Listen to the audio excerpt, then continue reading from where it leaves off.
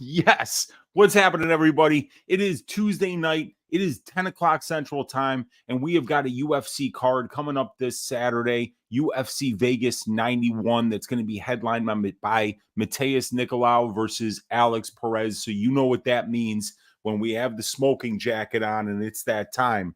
It means it's time for Just a Tip with me, your host, Uncle Weezy. We're going to break down all 13 of these fights on this UFC Vegas 91 card.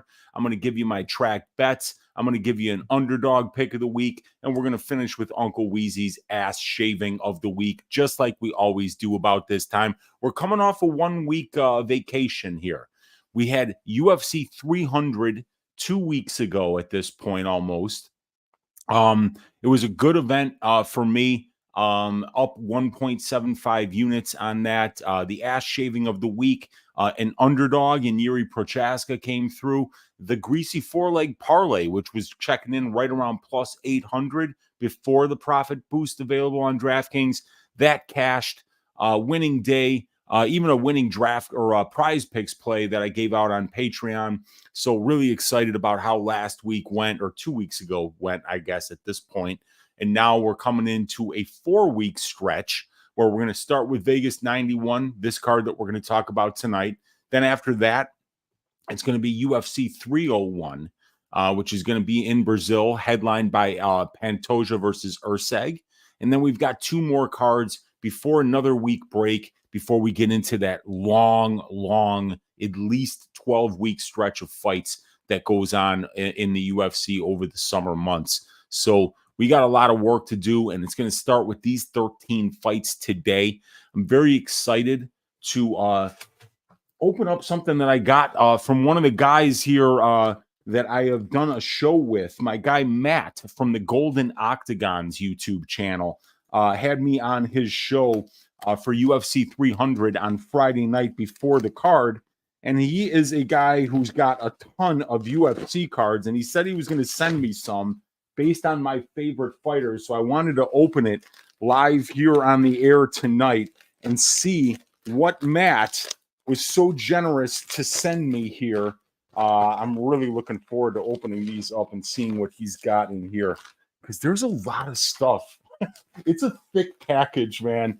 We've got a lot. Oh my God. We got a lot of stuff here. Oh my God. Wow.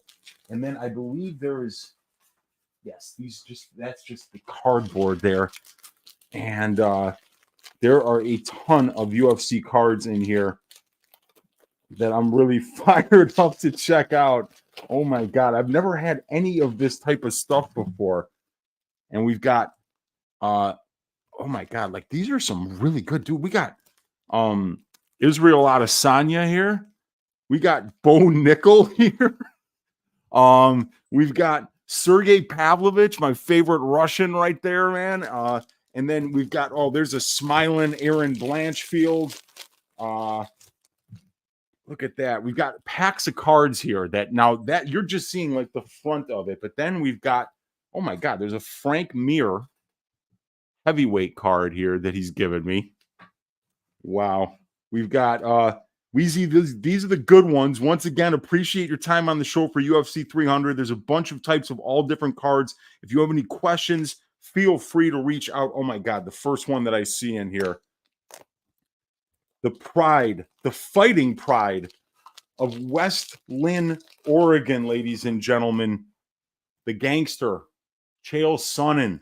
Got George St. Pierre card here. Merab Dvalishvili, Islam Makhachev, Max Holloway, Bryce Mitchell, Kamaru Usman, Anderson Silva, Sean Strickland saying my house, ladies and gentlemen. We got Nate Diaz, one of the guys that got me to start watching this sport back in the day. Yuri Prochaska, Uncle Weezy's ass shaving of the week, who came through for all of us in the greasy four-legger and with anybody that bet the ass shaving. Another Yuri Prochaska card. We got Tracy Cortez, one of my favorite fighters right here from Fight Ready in Scottsdale, Arizona. We've got, and this one right here, ladies and gentlemen, Jonathan Pearce, season ticket, UFC card, one of my favorite fighters here. And another one of my favorite fighters, Anthony Fluffy Hernandez, who we're going to be seeing again soon. Does he have? I know that he was supposed to fight Ali Scarov. That one got called off. I'm looking forward to seeing who he's got next. I think he does have a fight booked, but I'd like to thank Matt from the Golden Octagon for all this phenomenal UFC memorabilia that he sent me. I'm going to have a fun time looking through all this stuff. Appreciate you guys. Check out the Golden Octagon's YouTube channel where you can find Matt doing all kinds of great stuff over there. Appreciate all these cards. We're going to talk about Jonathan Pearce a little bit here. We're going to talk about Anthony Hernandez in a couple of weeks. We're going to talk about Tracy Cortez hopefully soon, who takes off a lot of time between fights. But we got 13 fights to break down here. Let me share my screen with you guys here. Just really quickly go over the results from UFC 300 here. Or the only money line bet was Uncle Weezy's ass shaving of the week. Yuri Prohaska for 1 unit at plus 102. That cashed. We had a 2-leg parlay, very square. It was the under 2.5 rounds for Yuri versus Rakic and the under 1.5 rounds for Nicolau versus Brundage. The under 1.5 did not hit. That was kind of surprising. So that cost me a unit. We had 2 bets that did not grade. That was the Oliveira scorecards, no action. He was kind of close on that choke there at the end of the third. And the Jim Miller scorecards equals no action, did not cash. Sarukian by decision at plus 350 for a half unit did cash. Fight does not start round 2 for Yusuf versus Lopez. That cashed for a half unit at plus 235. And we lost a quarter unit on Jalen Turner by submission. And we lost 1 unit on the fight goes to decision for Davison Figueiredo versus Cody Garbrandt, up 1.7 units. So, I'm in a decent day track there. Nothing to write home about, but the whole point is stacking these winning events like flapjacks and going on winning streaks. So we've got a little bit of a start here, and we're going to look to keep that up this week. I've already got some track bets ready to go for this week that we'll talk about at the end of the show. And I also want to talk real quick, you guys, about what's going to be the new probability Patreon. We've got a new look here for the advanced stats. If you are a member of the Patreon, which you see the address right down there scrolling below the bottom of the screen, everybody, whether you're a paid member or a free member of the Patreon, is going to get a free look at the new probability stats package that I'm offering on Patreon. And what we have here is we've got an analytics page that goes along with all these stats where you can find 5-round over-under count percentages for every weight class, 3-round over-under count and percentages, how fights end in 3 rounds and 5 rounds in every single division. If you want to know how many fights end inside the distance, how many end by knockout, how many end by submission, decision, unanimous decision, split decision, draw. We have all these numbers for all weight classes, and then these analytics feed into the over-under prop template that you've seen on probability when we were doing that show, Brady and I. We're going to be bringing that show back and bringing back this stats package here so that everybody can see every bet, every analytic associated with that bet to determine pricing. And then we've got as well, I'll show it to you for a 3-round fight. Like, for instance, the betting template here for Span versus Guskov. If I just do some of these here.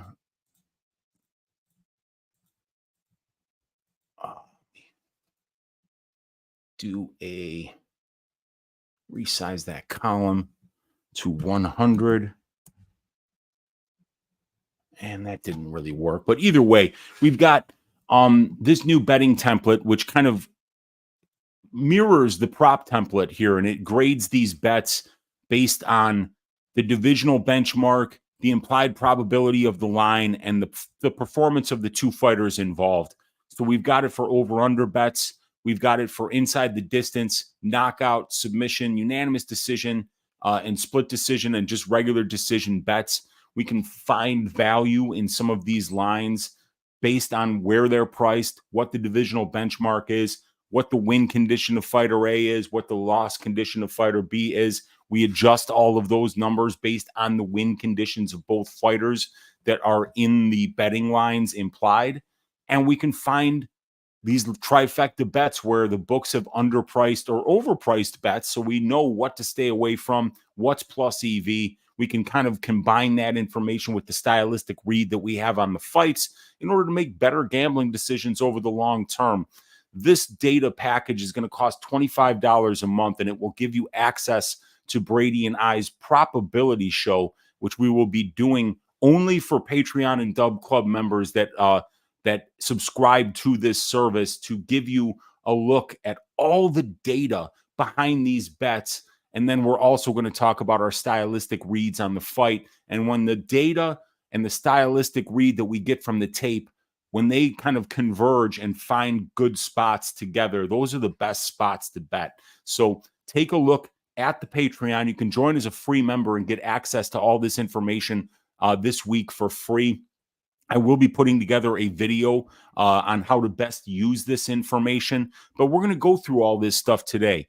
We're going to go through the advanced stats template. Here is a very good look where you can get all the information on a fighter, and we even have all the offensive and defensive DFS statistics for DraftKings, FanDuel, Prize Picks, Underdog. So if you're an underdog or a Prize Picks player, this particular stats package is going to help you make really good decisions. If you are a DFS player that does multi-entering of tournaments on FanDuel or DraftKings, you're going to have all of the information in one place for DraftKings decision-making based on how many points a fighter scores per minute, how many they allow per minute, how many total points are scored in their fights on the aggregate between the winner and the loser, the bonus points per win, the points scored per loss, the points scored per win, the points scored per fight, basically everything that you could need in order to give yourself an edge in DFS, in Prize Picks or underdog plays, in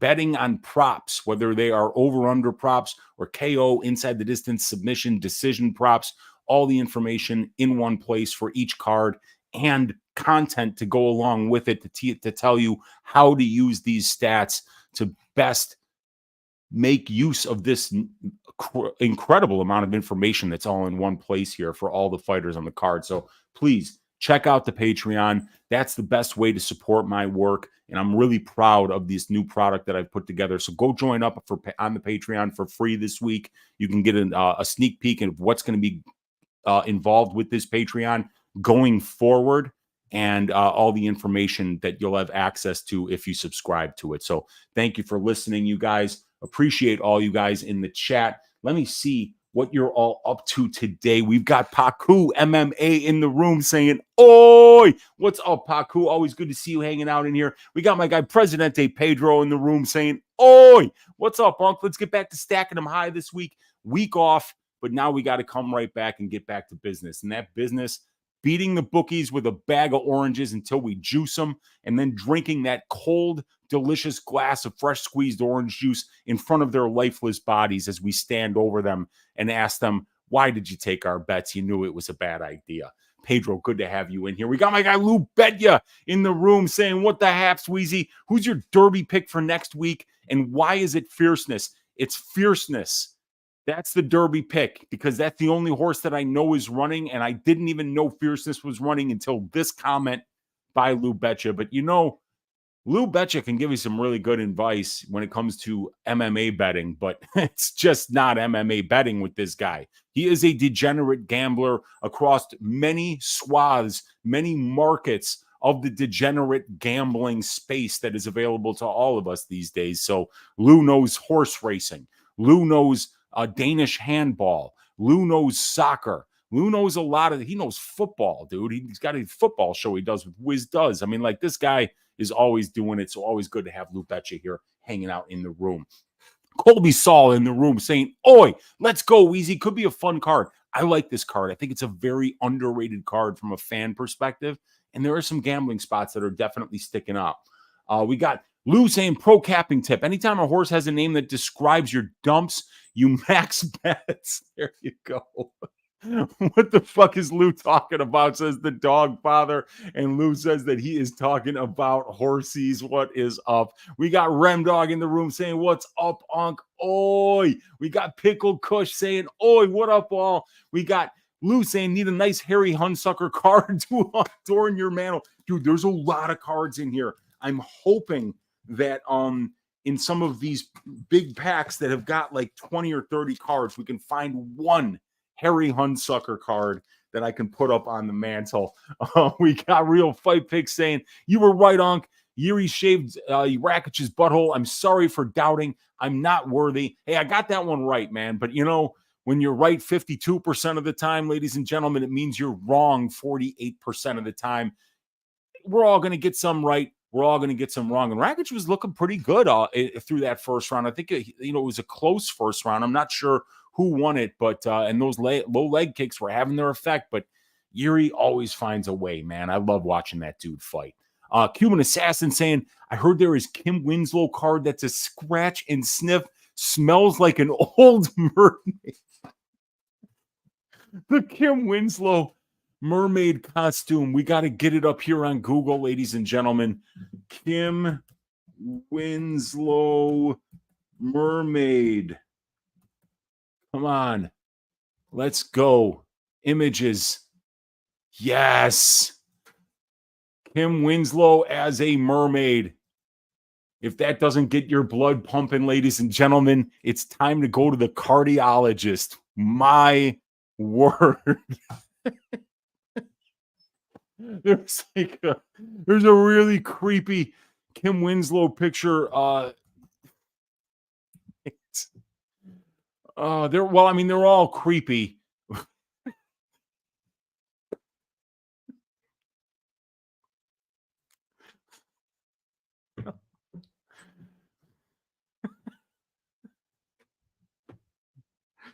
That's just the tip with your host, Uncle Weezy, is changing formats. It's just going to be 2 hours of checking out Kim Winslow pictures.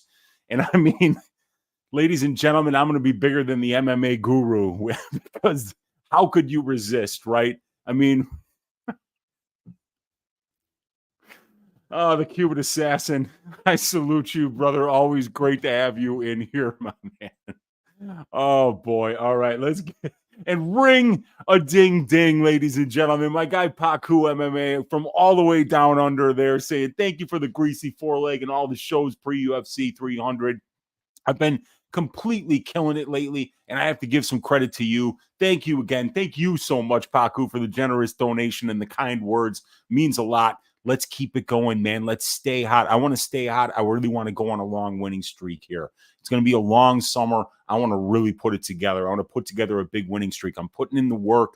I'm putting in the tape study time, the numbers and the stats packages that are going to identify spots that are mispriced. They're coming together like butt cheeks, ladies and gentlemen. So we're going to be looking to go on a big run, and me and Brady putting together this probability parlay. The probability package is going to really kind of help us make even better bets going forward. Cortez versus Barber, 303. That's a great fight. That's a really good fight. Damn. Let's go Tracy Cortez, but I'm a Macy Barber fan too. That's a very high level fight. I love to see that. Barber has stepped up her game since she got with Yusuf. She's with Yusuf Zalal. And I guess that, Macy's trained in a lot of places. She's been at Alpha Male. She's been at Rufus Sport. I know that she's training at Factory X now because that's where Yusuf Zalal is. So yeah, this is a great little run that she's been on. And Tracy Cortez is still undefeated in the UFC. So it's going to be a great fight.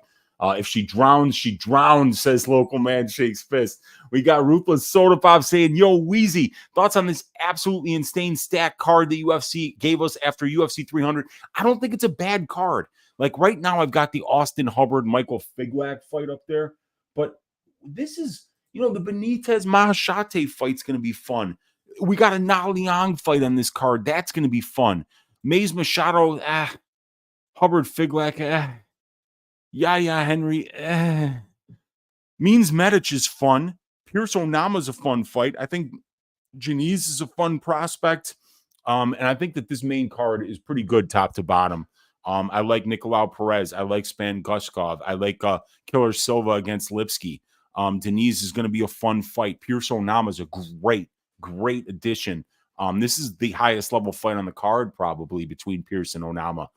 This is going to be a great one. So I think it's a good card. You know, they all can't be UFC 300, that's for sure, but it's going to be a pretty fun card. And Paku saying, after a plus 52 unit year last year, I started off shaky this year, but I'm pulling it back, plus 6 units over the last 3 cards. Yeah, man, if you're doing 2 units a card, you're going to be right around 100 units at the end of the year. So that's always the way to look at it, you know, is that any plus 2 unit week, I was plus 170, 1.75 for UFC 300. That's a solid week. You put those on top of each other for a long period of time, and you're going to have a very good year. So yeah, it's great to hear that you're having a great year, bouncing back after a slow start. I've gotten off to a slow start this year, but I'm not discouraged, man. There's a lot of work left to be done, and there's going to be a lot of bounces that go your way, and then there's going to be some that don't. But you know, eventually it evens out in the end. And when you go on those, when things are bouncing your way, the units are going to come with it. But 33 of you guys live hanging out with us here. I know it's a very bad week for UFC YouTube views. So I appreciate each and every one of you that is hanging out here this week. We got a lot of work to do. We're going to start off with the first fight of the night, the curtain jerker, which is going to be Gabriel Mowgli Benitez at plus 167, going up against Maheshate at minus 192. The fight doesn't go to decision here at minus 250 for this fight. So let me get my notes up here. Got 26 pages of notes for you guys here, so we got a lot of work to do. Let's talk about the trends for this fight. Gabriel Benitez is a 36-year-old featherweight who has lost 5 of his last 7 fights, and he's been finished in 4 of those 5 losses along that streak. The wins came against Justin James by first-round knee to the liver. That was a nice knockout as a minus 220 favorite.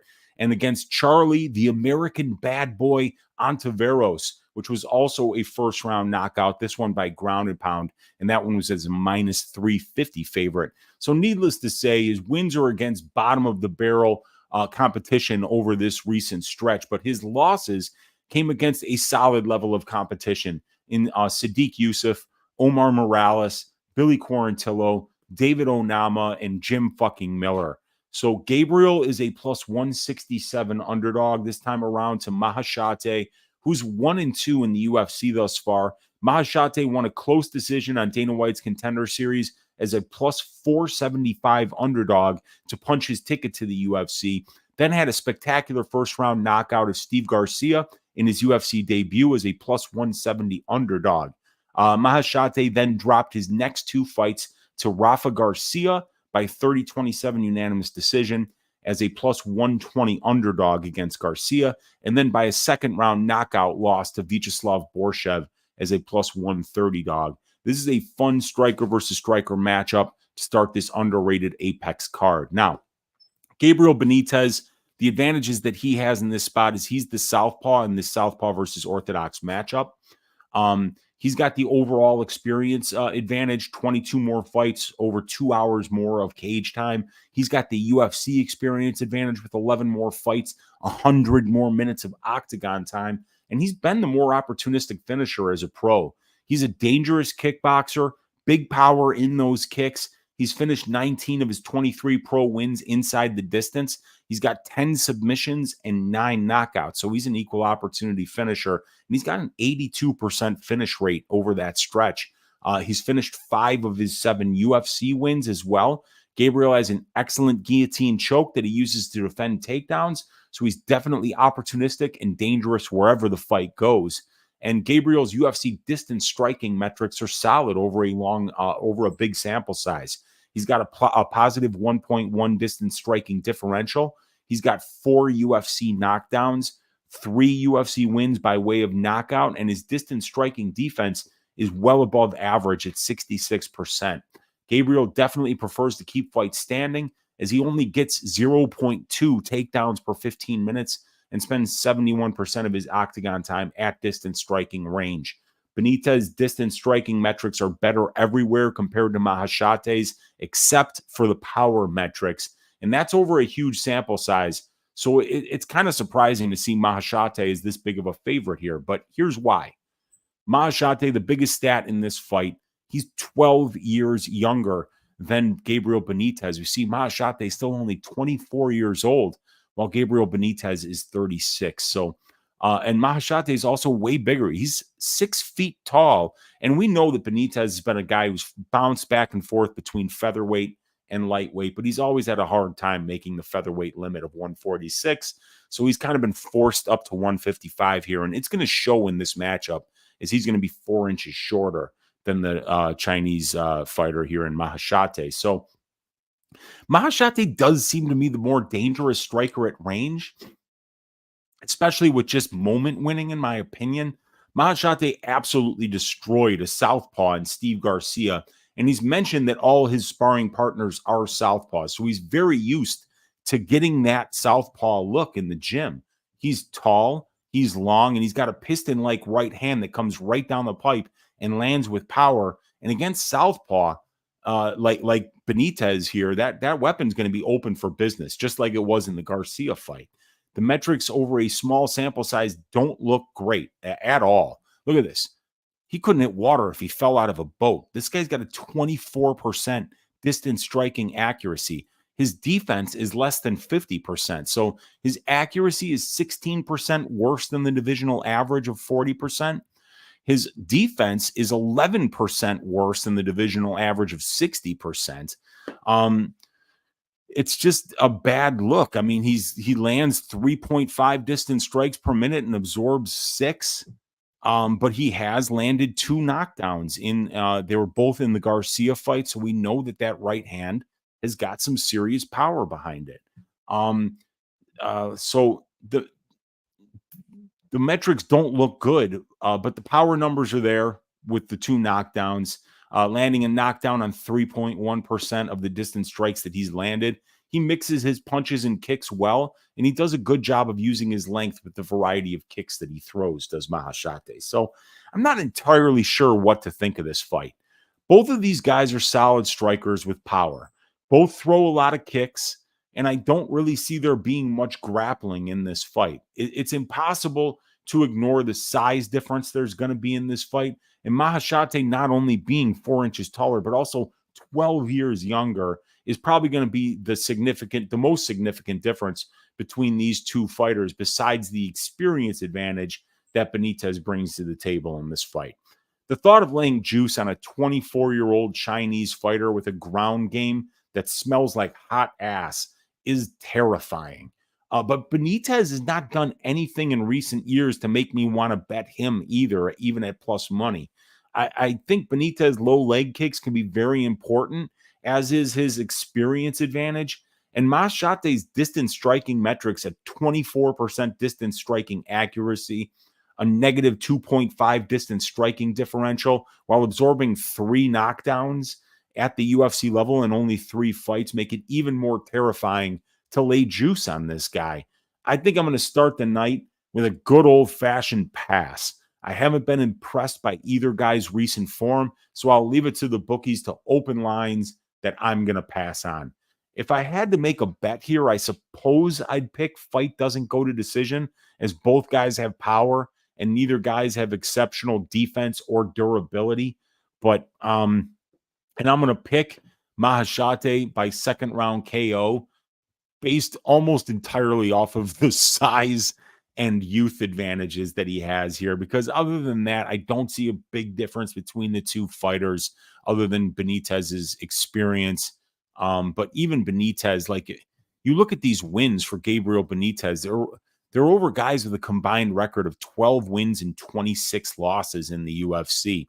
You know, the win-to-loss ratio of the guys that he's beating, 0.5 to 1. So Maheshate's wins are actually, you know, over a guy like Steve Garcia, who actually has some UFC wins, is a little bit better than these guys that Benitez has been beating recently, and Justin James and the American bad boy, Charlie Ontiveros. So, yeah, I'm going to pick Maheshate to win this one by second round knockout. So, Maheshate Sayer by KO in round number 2 is the official pick. Let's see what you guys are saying in the chat here. Am I out of my mind? What do you guys think here? Let's see. We've got K-Dog in the room saying, "Oh, got here just in time. Good to see you hanging out in here." We got Noah Allen in the room saying, "Maheshate retires the Jungle Book." Let's see if it happens here.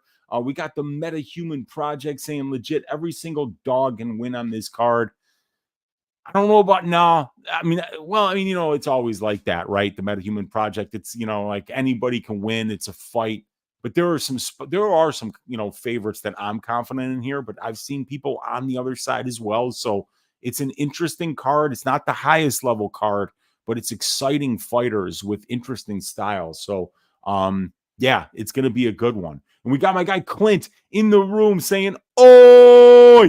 I know Clint had my guy Pepe Sylvia on this week on the Home of Fight Network on the Diehard MMA podcast.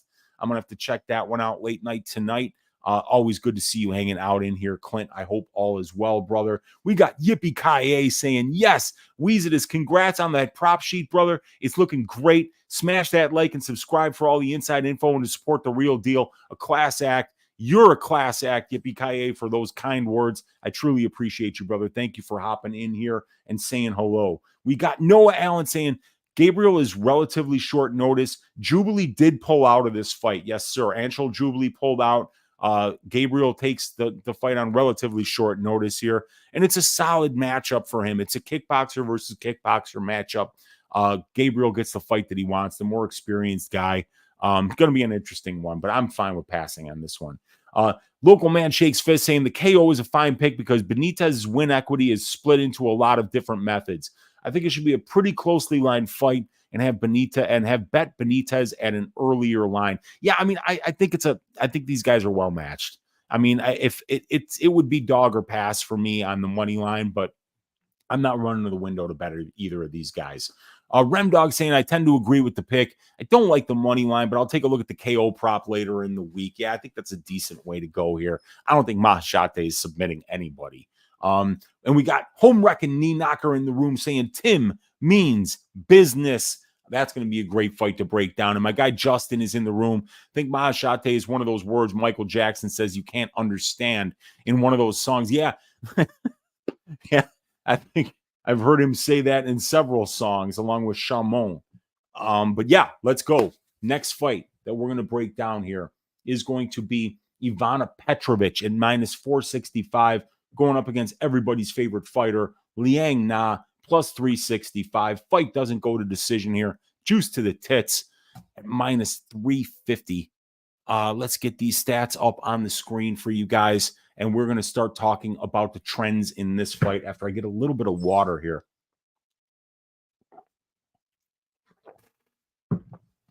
So Ivana Petrovic is 6-1 as a pro after racking up a 5-1 amateur record. She just cracked a 6-fight winning streak in her UFC debut, losing a unanimous decision to veteran flyweight Luana Carolina, and she was a -225 favorite in that fight. So it goes to show you, over in like an 8-fight veteran in Luana Carolina, Ivana Petrovic coming in as a -225 favorite in that fight. She's pretty highly thought of as a good prospect in this sport right now.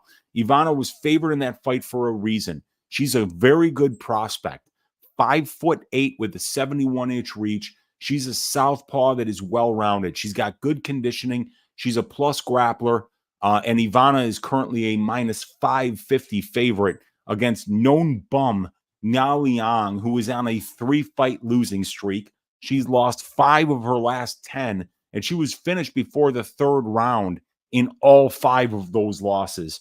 Na is a first-round submission or bust grappler. She comes out like a house of fire, sells out for the submission, and adrenaline dumps 4 minutes into the fight and quits. This line is out of hand at -550, obviously. And I think it's because people are betting against Liang, who's terrible, rather than on Petrovic. So looking into the specifics are going to be important here to see if there's any value on the underdog here at +400. So the advantages for Ivana Petrovic are she's got a 4-inch reach advantage here, as you can see right there. She's going to be also 3 inches taller than Na Liang. This is a southpaw versus orthodox matchup here, so that's an on-paper advantage as well. And the durability advantage absolutely goes to Ivana Petrovic, who has never been finished in 7 pro fights and 6 amateur fights, while Na has been finished in 6 of her 7 losses. And the reason Petrovic is more durable is because she doesn't block punches with her face like Na does, but it's also because the conditioning differential in this fight. Ivana can go a hard 3 rounds, while now Liang can go a hard 3 minutes. And it appears that Ivana is the cleaner, more technical striker at range, but that's going to be true of pretty much any female flyweight being the better striker than Na Liang. And Ivana is definitely a plus grappler as well. She's big and strong for the division. She's finished 5 of her 6 pro wins inside the distance, 2 by submission and 3 by knockout, but all 3 of those knockout wins come by way of ground and pound. So Ivana is definitely a fighter that uses her grappling game to win minutes and moments. And I think she's going to be the better striker at distance striking range here as well.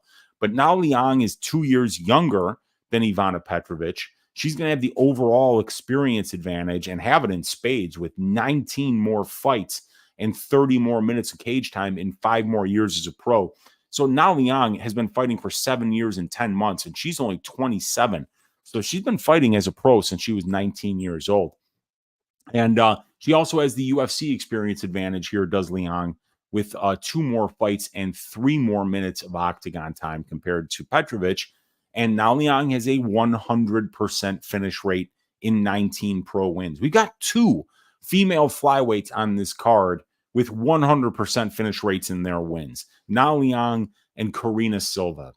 But Karine Silva is actually dangerous, while Na Liang is submitting and knocking out really pretty bad level regional scene competition. She's faced some decent names, some recognizable names on the regional scene, but she has lost to most of them. I think the only win she has over any recognizable name, maybe 2, but one of them is Liana Jojua, who she actually, I think, is the only person that she's beaten outside of the first round in her career. So that's an albatross hanging around that pretty neck of Liana Jojua to have a loss to Na Liang on her record. But I digress. You know, that 100% finish rate is impressive any way you slice it. 19 wins in all finishes means that Na goes for it from the word fight. Extremely aggressive grappler. She spams takedowns and sub attempts. Sets a furious pace early, looks to finish, and if she can't find that finish, she gasses, and then she looks for a way out. You need to be prepared to weather a storm against Na Liang because she can catch you early. But it's really hard to get past what an awful fighter Na Liang is. No conditioning, no striking, completely uncomfortable with the act of fighting. So she goes in there looking for the fastest way out she possibly can. So it's impossible to trust her after round 1 to win minutes or moments. Ivana has the durability and conditioning advantages here, which is huge in this matchup. She should be the better striker as well. All that combined with the fact that I think Ivana is at least as good of a grappler as Na Liang makes me believe, outside of a first-round meme submission like an armbar from guard, Ivana should cruise here. I mean, but there's no chance in hell that I'm going to lay that kind of juice. But the pick is going to be Ivana Petrovic by second round ground and pound knockout here. So we're going to go Ivana by KO over my guy Brady's favorite fighter, Na Liang. And I got this sinking feeling that we're going to see Brady completely crestfallen with a horrible look on his face, like he just lost his best friend, throwing that Na Liang wig on the ground and then stomping on it. But at least he won't have to wake up at 5 a.m. to see it this time. So Ivana Petrovic going to run through Na Liang pretty easily here, I think, everybody. Let's see what you guys are saying in the chat here. We got Noah saying one of these huge favorite bum women's fighters is going to lose. It's always possible, Noah. I mean, come on, man, right? I mean, like,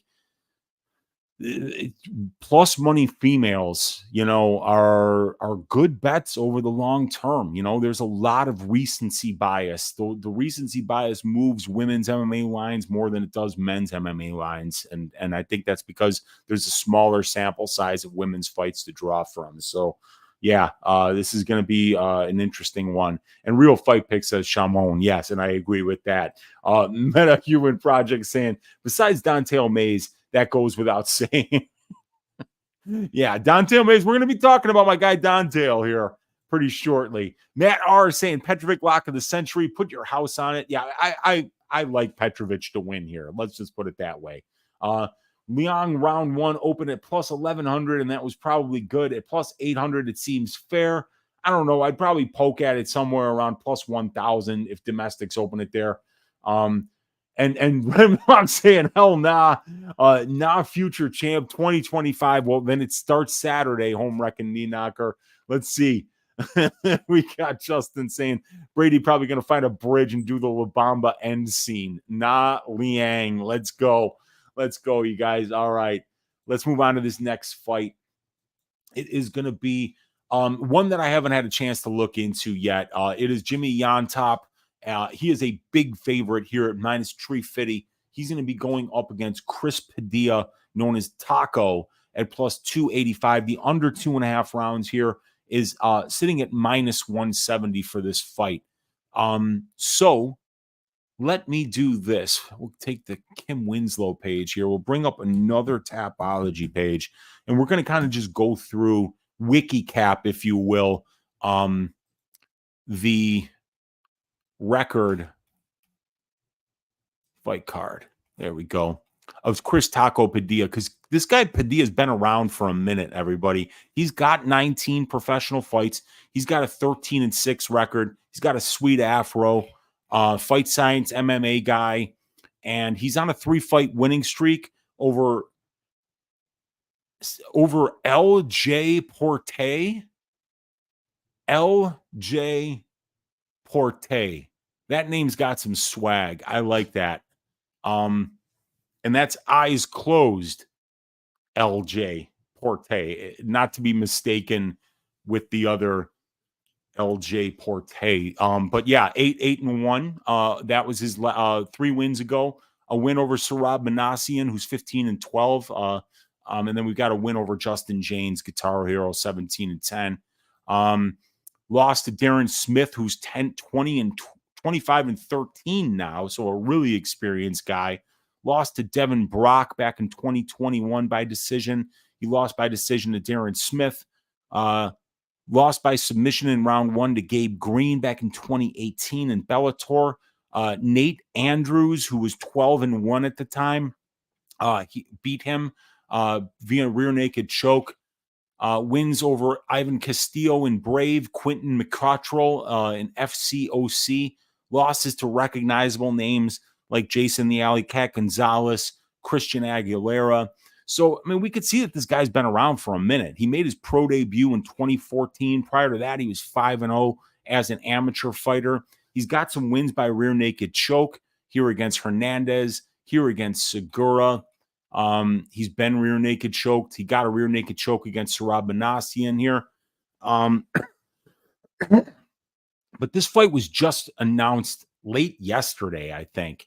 So we're looking at Taco having to make weight here on about 4 days' notice. The weigh-ins are going to be on Friday. It's already Tuesday. So, I mean, and Llontop is a good Peruvian fighter. He's got a 14-2 record.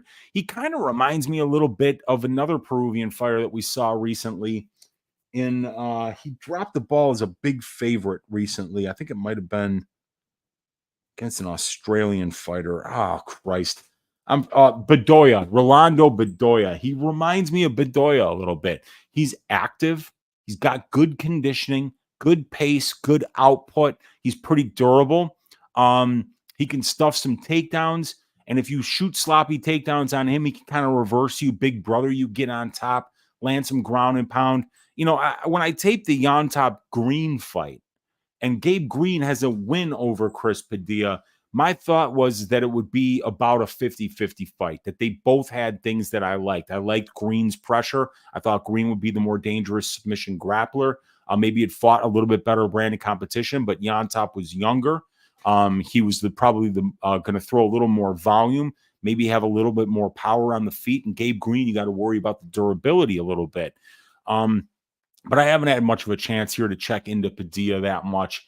But, I mean, I think the line kind of says it all. It sums up that Padilla is taking this fight on short notice and is going to have to cut a ton of weight probably over the next 4 days. and that Llontop is a decent prospect. 14-2 record is good, you know, but he's fighting on that Peruvian regional scene.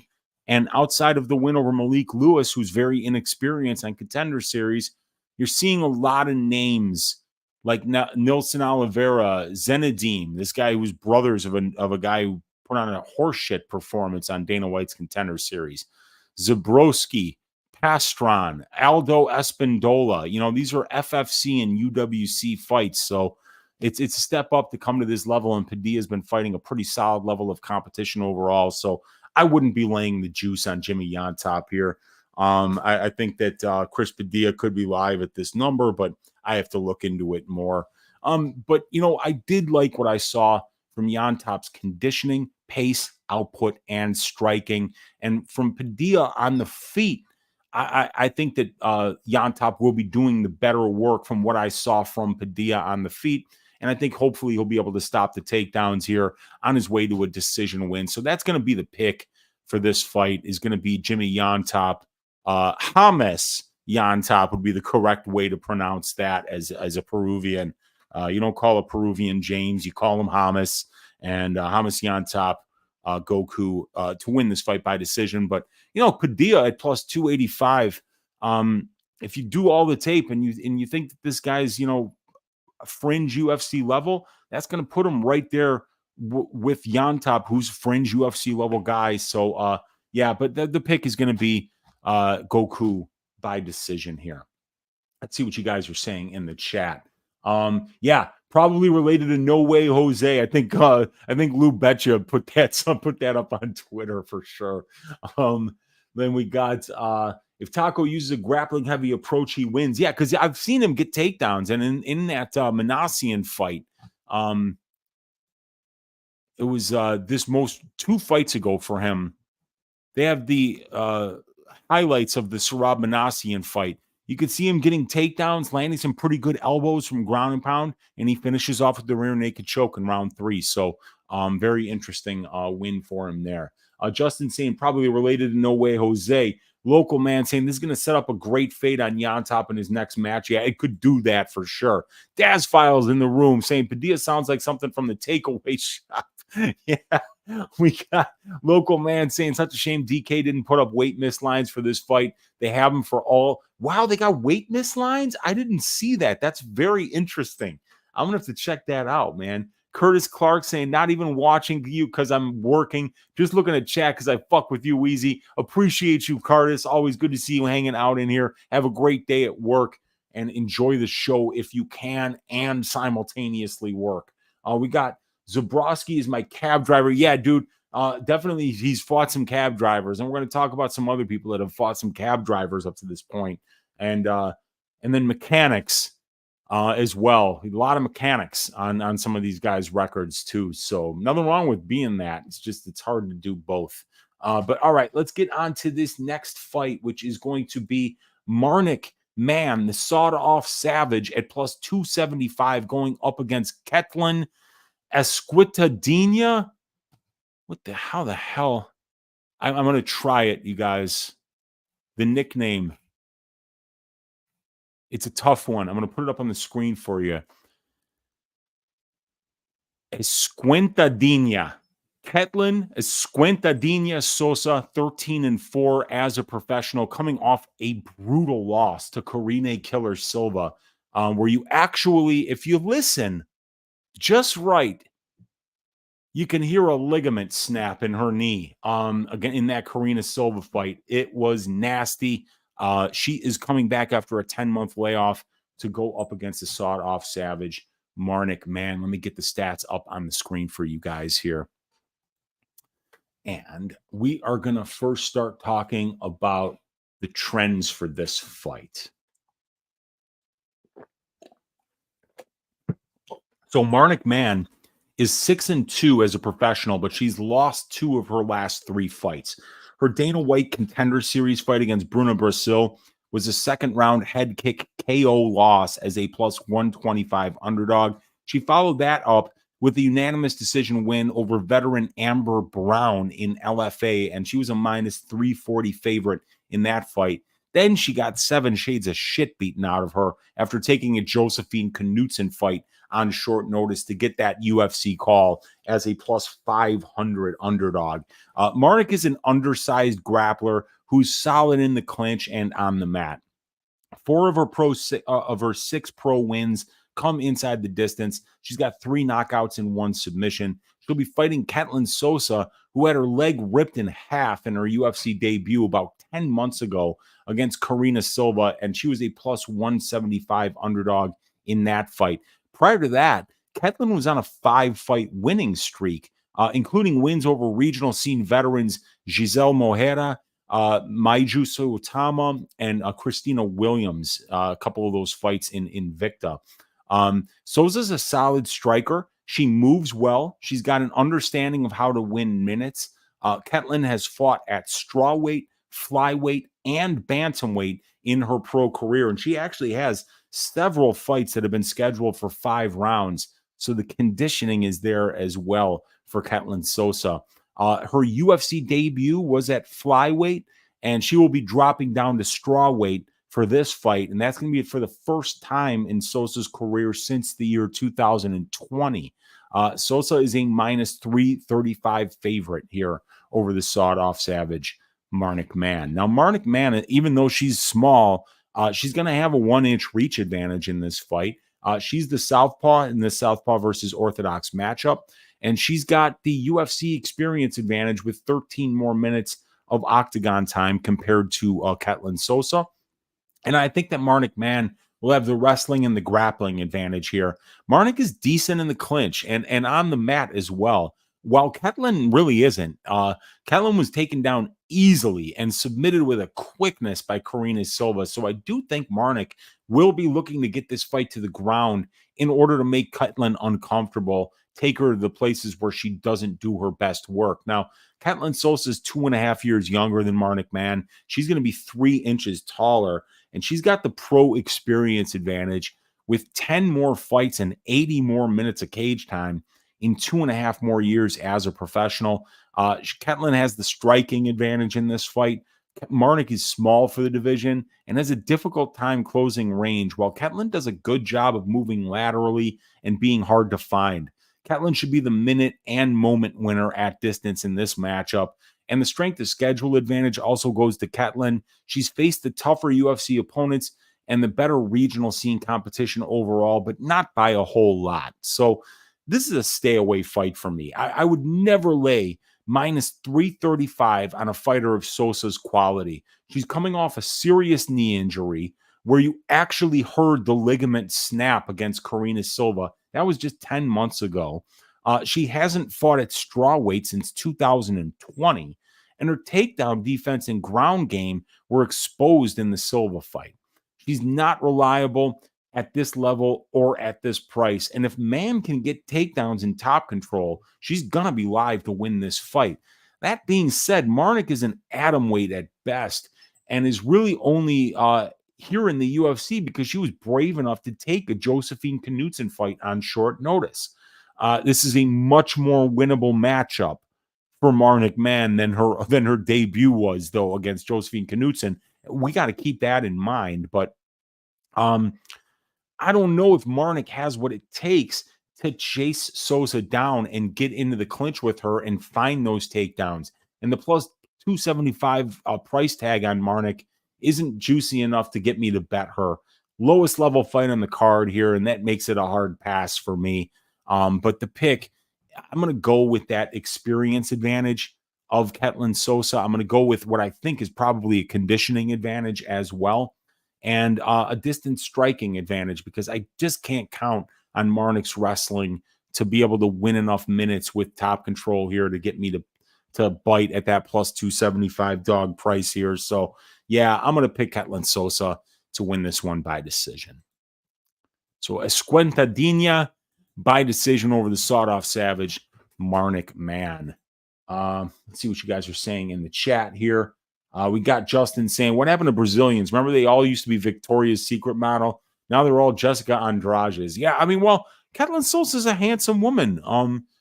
She's not like, she doesn't have those big eyes and those classical features of Marnic Mann, but she's a handsome woman and she's a good striker. So, you know, it is what it is.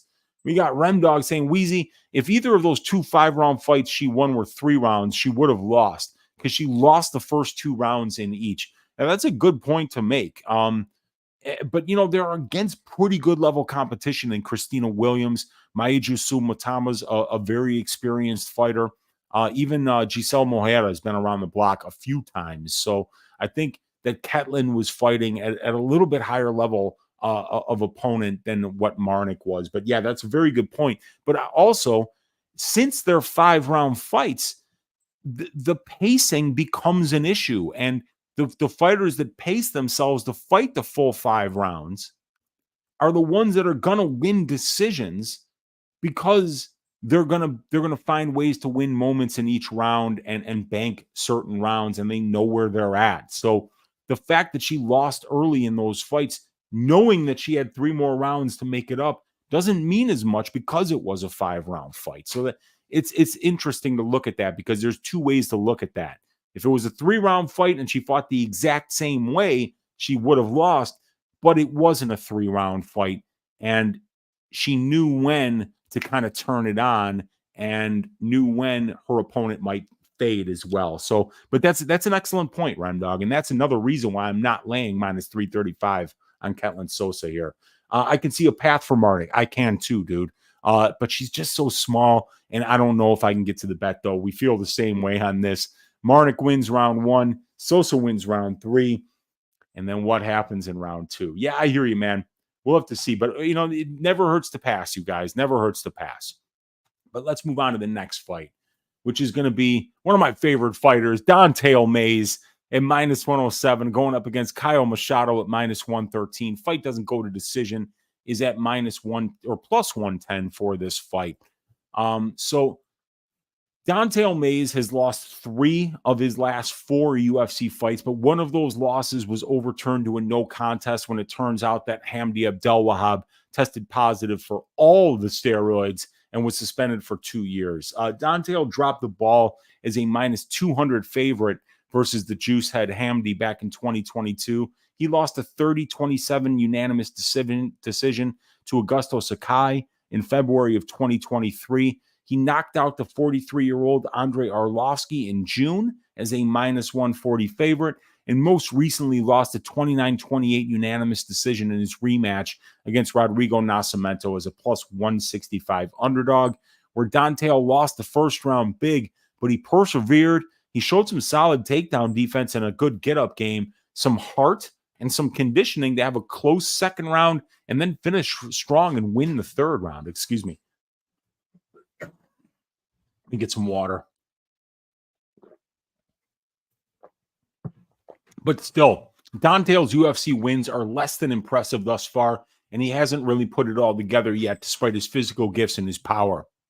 Still, Don'Tale is still only 32 years old, and he's flashing improvements here and there, and he's going to face off against Caio Machado, who's coming off a UFC debut loss against Mick Parkin as a plus 270 underdog.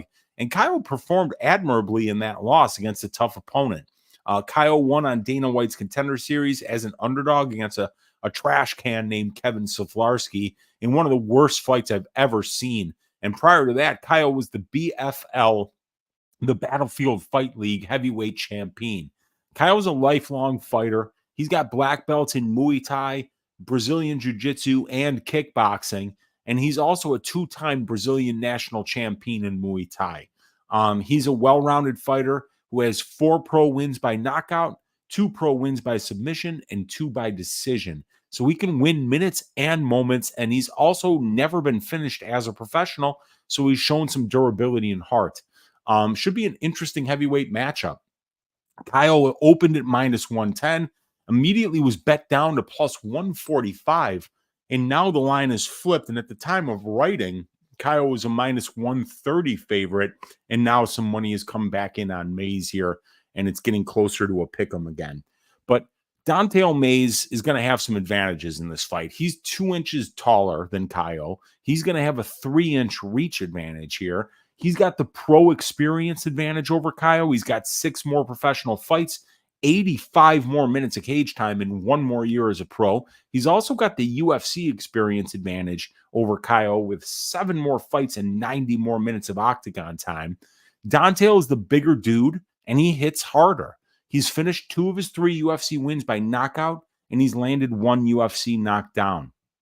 It's clear watching the tape that Dontail has more natural power, and he should be the better moment winner at distance and in the clinch here.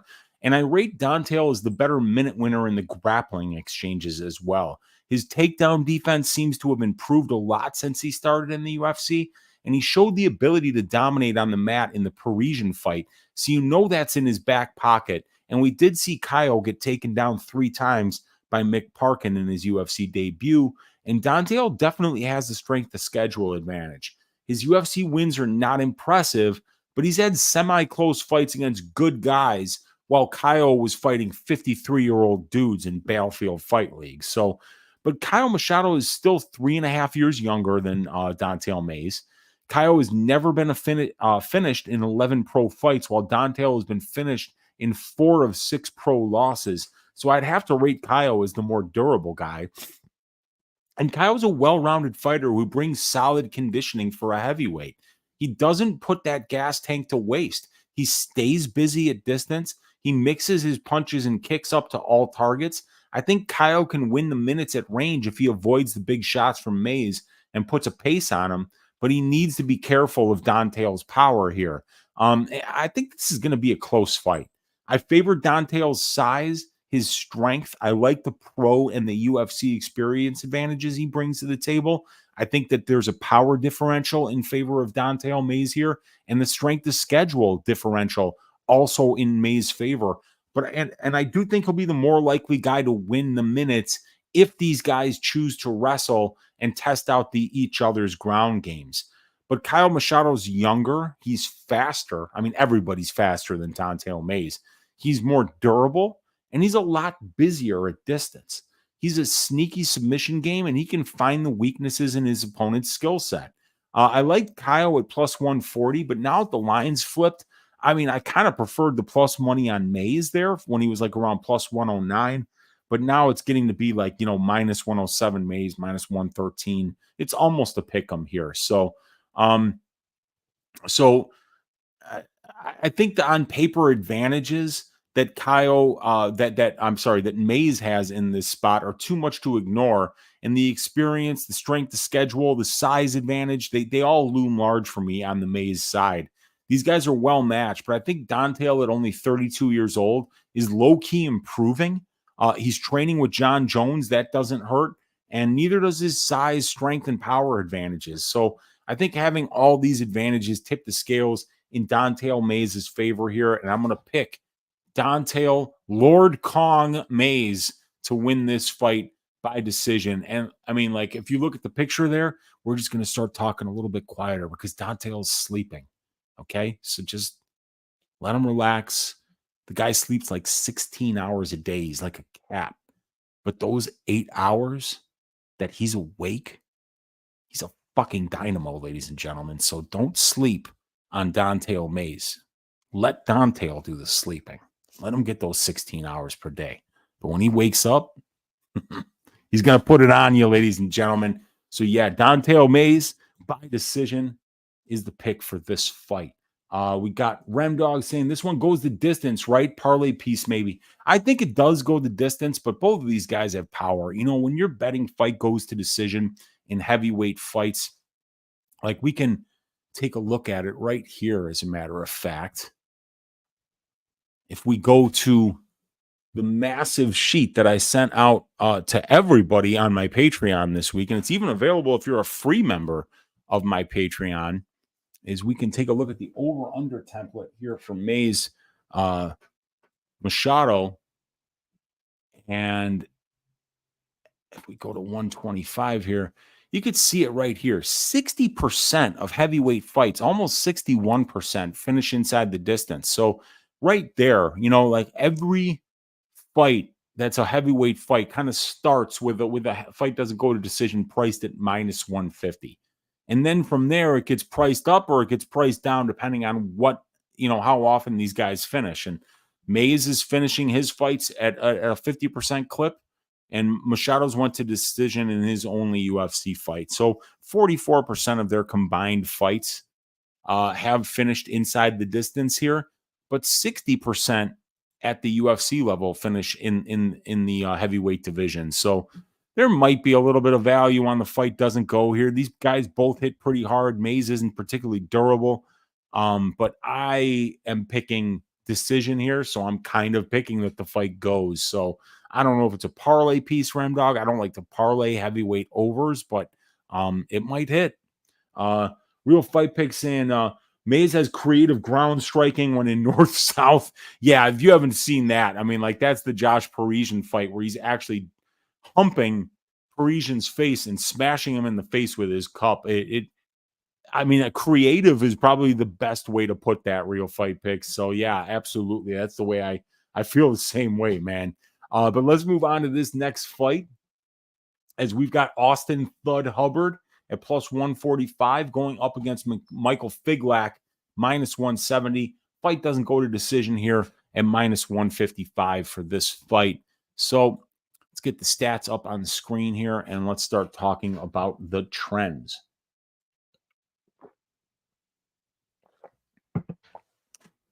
So Austen Hubbard is back in the UFC after making it to the Ultimate Fighter finale. He lost as a minus 175 favorite against Kurt Hauerbaugh. Hubbard got wins in the Tough House over Aaron McKenzie and Roosevelt Roberts.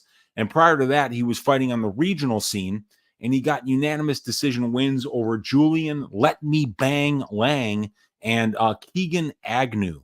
Austen is a plus 145 underdog right now to Michael Figlak, who's on a 1 year and 8 month layoff after getting his ass kicked in his UFC debut against Perez as a minus 200 favorite.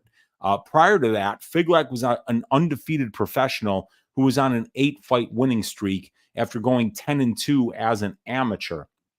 Figlak is a solid minute winner in the striking exchanges. He's 4-0 to the knockout, and he's 4-1 overall as a pro to the decision. He's a minus 170 favorite here again over Austen Hubbard at the moment. So now Hubbard is going to have a 1-inch reach advantage. He's got the overall and UFC experience advantages over Figlak. He's got 13 more pro fights, almost 200 more minutes of pro cage time, and he's got 7 more fights at the UFC level and 80 more minutes of octagon time. He's got the grappling advantage, as Figlak looked horrible against Perez Ziam, and Ziam is a kickboxer, not a wrestler. Figlak got taken down 3 times and controlled for around 7 minutes there. And Austen's a guy with excellent conditioning who's capable of pushing a pace and getting takedowns. Austen has plus grappling efficiency. He gets 1.6 takedowns per 15 minutes, and he accrues 18.5% control time. So it's possible for him to exploit that hole in Figlak's game. Now, the strength of schedule advantage also goes to Hubbard, as he's got 7 more fights at the UFC level than Figlak does. So he's fought the better guys. And even Austen's regional scene competition is actually on par with the guys Figlak was fighting in Cage Warriors. Now, Figlak is going to be 4.5 years younger than Austen Hubbard, and he's got the striking advantage here. Figlak moves well. He's got power. He's got nasty low leg kicks, and it's hard to know how the striking will translate, though, at the UFC level, but he looks very technical, powerful, and defensively responsible.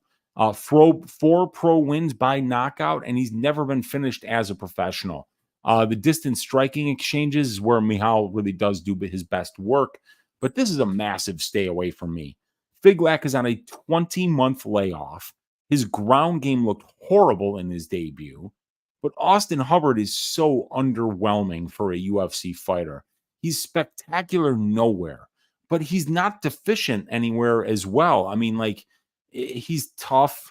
He hits hard. He's experienced. He's well tested, but his wins are not over UFC level guys, and it's hard to know how he's gonna find wins at this level. Look, if you look at Austen Hubbard's wins, right?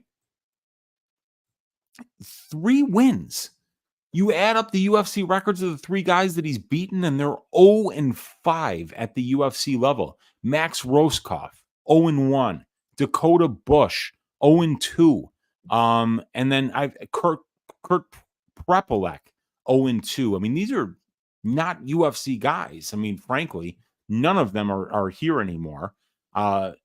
What's his name? Roscoff quit on the stool and was relegated to the regional scene for the rest of his career. Dakota Harry Bush is back to the regional scene as far as I know. And Kurt Prepolek, Kyle Prepolek, Canadian fighter, solid fighter, good kickboxer.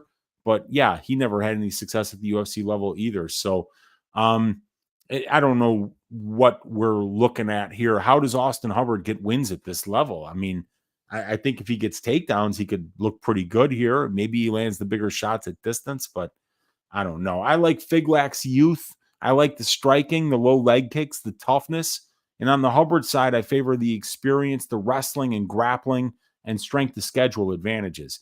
But I can't lay juice on a guy like Figlak on a long layoff, and having money on Austen Hubbard in the year of our Lord 2024 doesn't seem like a long-term plus EV strategy either. So there's really nothing wrong with passing here, and I'm going to do exactly that and pick Michal Figlak to win this fight by decision. And there it is. Let's see what you guys are saying in the chat here. We've got Paku saying, I think Hubbard is a live dog here. I like to play dogs with a clear path to victory, and I think he has that with the wrestling and control. I think he has a chance to execute that game plan, and he's got the conditioning to also execute that game plan. But we still haven't seen Austen Hubbard do that at the UFC level. So can he do it against Figlak? I don't know, man. This is dog or pass, though, I suppose, on the money line. I mean, like, with the Hubbard, you got the grappling advantage, the experience advantage, and the strength to schedule advantage, and he's got excellent conditioning as well. So it's not the worst play, but for me, this is a very clear pass for me. Those old men from that tough season falling in the UFC or are failing in the UFC already. Gibson and Kurt, even Katona. Vera at bantamweight as well. Team McGregor, a curse. Yeah, it didn't go well for Connor in the tough house. That's for sure, man. And Jay Boog saying Figlak also beat Oban Elliott, who was just minus 500 over Val Woodburn. Elliott is a good wrestler too. Yeah, and yeah, Oban does get takedowns, and that's on the regional scene against Cage Warriors guys, the takedown defense looked pretty good, but at the UFC level against a kickboxer, he got mauled on the ground. So, I mean, like, these Cage Warrior guys, man, I don't know. That promotion is a lot of flash. It's great fucking production. They put a lot of money into it. It's very well run. I enjoy watching it. But a lot of these guys, they get to the UFC and they wind up looking like a shadow of what they looked like in Cage Warriors. I mean, outside of Ian Gary right now, I don't know anybody from that promotion that's coming here and looking really good.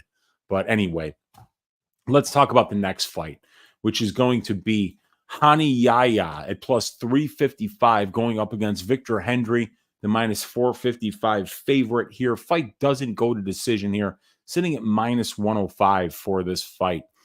Let's get these stats up on the screen. And first, talk about the trends.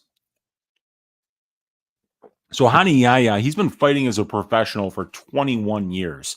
I think he even came with the UFC. Like, when the Gracies sold the UFC to the Fertitas, like, they were like, hey, I'd like to introduce you to Yahya. He's just a kid, but he wants to fight, you know? He's been around forever, ladies and gentlemen. And I mean, when you look at the man, he doesn't look 39. I mean, he looks like 60. So he's been around that block. He is a grizzled veteran. Officially, he's 39 years old. But if it turned out that he was 53, I'd be less than surprised. 41 professional fights, 17 fights in the UFC since 2013, over 20 pro wins by submission. Hani's seen and done it all, and he still actually has a pulse. His win over Kyung Ho Kong in November of 21 as a plus 100 underdog is arguably the best win of his UFC career, and he's coming off getting his ass shaved by Montel Jackson in April of 2023. Hani was a plus 425 underdog against Montel, And boy, did he look like a plus 425 dog there. But this fight is against Victor Hendry, not Montel Jackson. And this time around, Rani is almost as big of an underdog at plus 375. Victor is 2-1 with a no contest in his 4-fight UFC career. And there's been a lot of variance and recency bias in his betting lines. He cashed as a plus 380 underdog in his UFC debut against Rani Barcelos, in what could only be described as a spectacular performance, where Victor landed 181 significant strikes over 15 minutes on his way to a unanimous decision win. He then stepped on his dick as a minus 400 favorite against a fighter everybody thought was washed up in Rafael Assunção. Rafi got 2 takedowns. He got 4.5 minutes of control time, and he outworked Victor in the clinch on his way to a 30-27 unanimous decision victory. Victor then cashed as a minus 145 favorite with a split decision win over Tony Gravely in March of 2023. And then after that, he had his sack brutalized by Javid Basharat in what was deemed a no contest due to Victor having his ball sack punted into his esophagus. Victor is a bigger favorite versus Yahya than he was when he lost to the 40-year-old Rafael Assunção. So let's break this one down.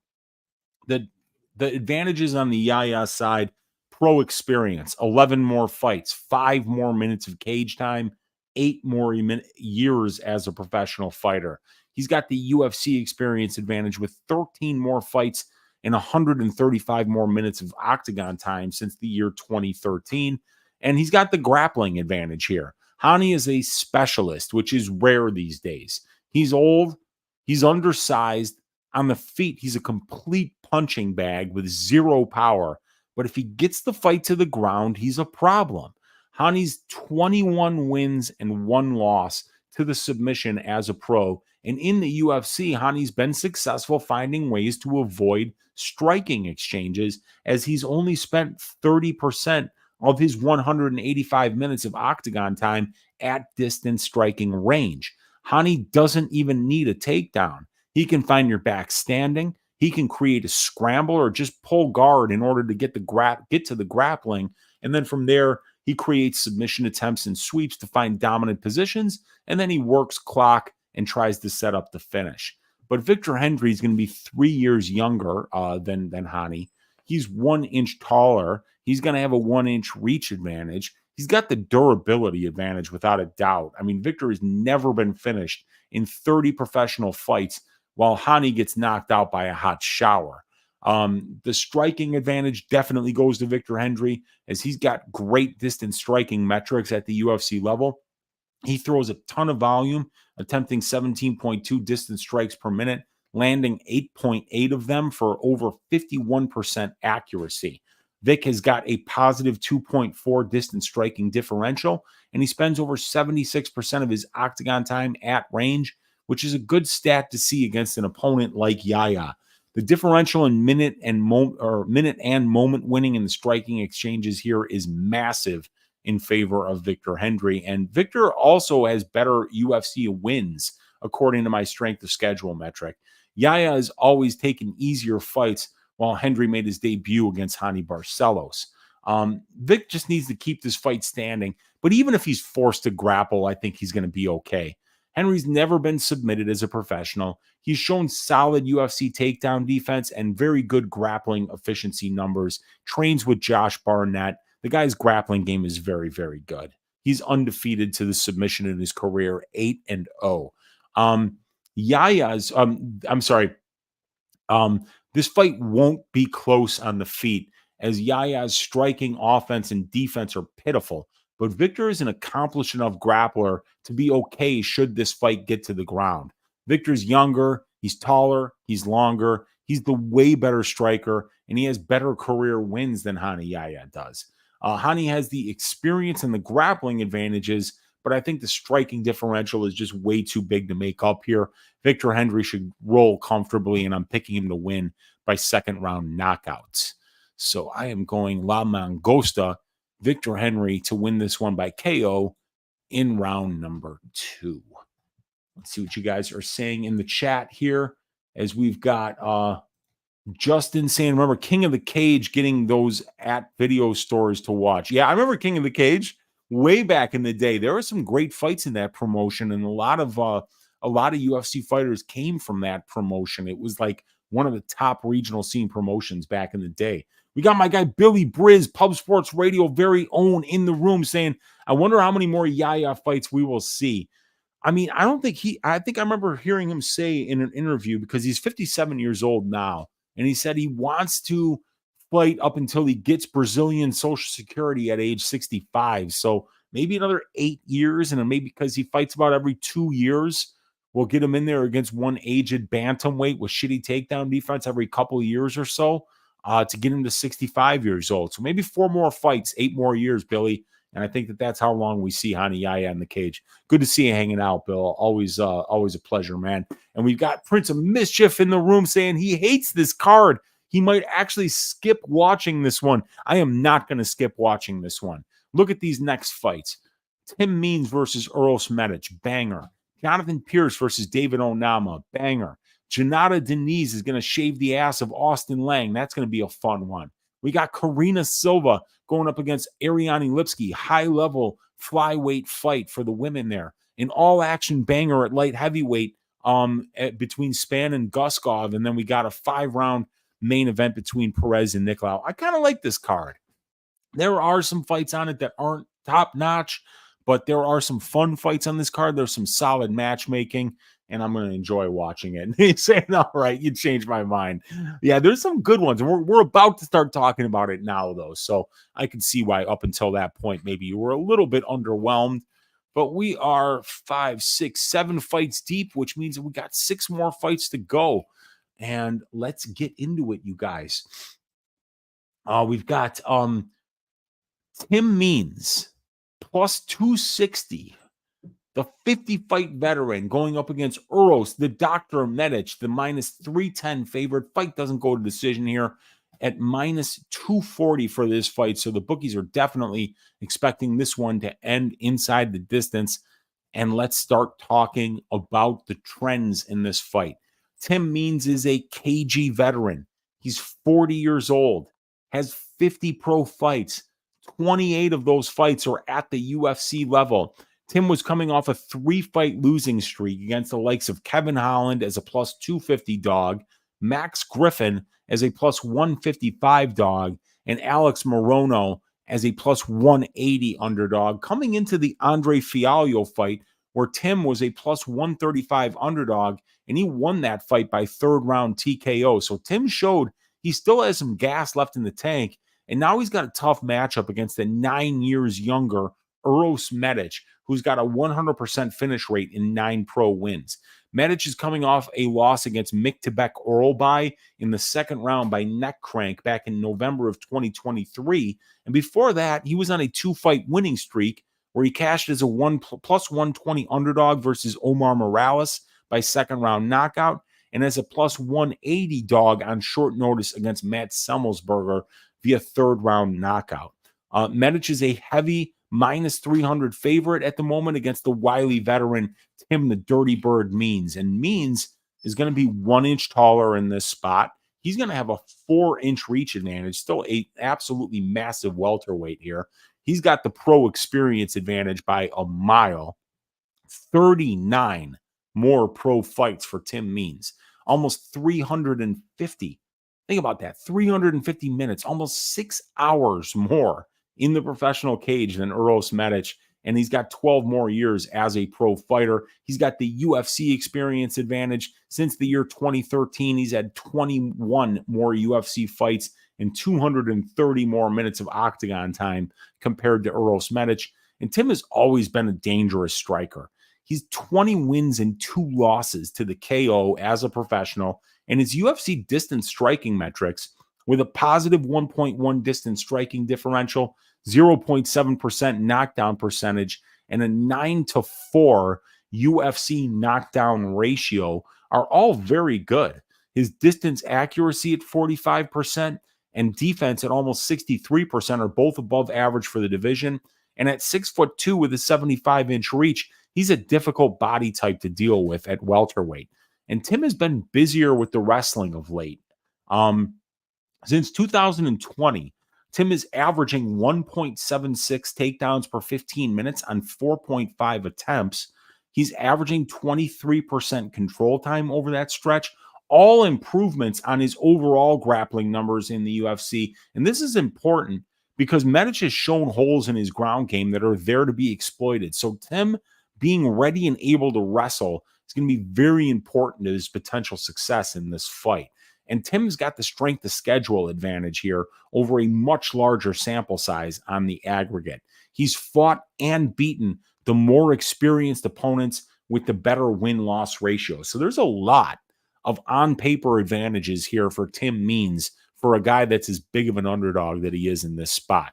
Now, Uros Medic is going to be 9 years younger than Tim Means, and that is extremely significant. He's the southpaw in the southpaw versus orthodox matchup, but I also think that that's interesting because Means fights southpaw a lot. So I think that these guys are actually going to be in the same stance for a lot of the fight, even though Medic is listed as a southpaw and Means is listed as an orthodox fighter. We might actually see Means fight orthodox. And if we do see Tim Means come out in that orthodox stance against the southpaw and Medic, it may mean that he's going to be looking to wrestle from the word go. So that's going to be something I'm going to be keeping my eye on early in this fight because Means is an orthodox fighter, but he fights southpaw. And usually you'll see that against other orthodox fighters when guys are looking to wrestle. Uros Medic is a very opportunistic finisher. He's got a 100% finish rate in 9 professional wins. He's got 2 submissions, and he's got 7 knockouts.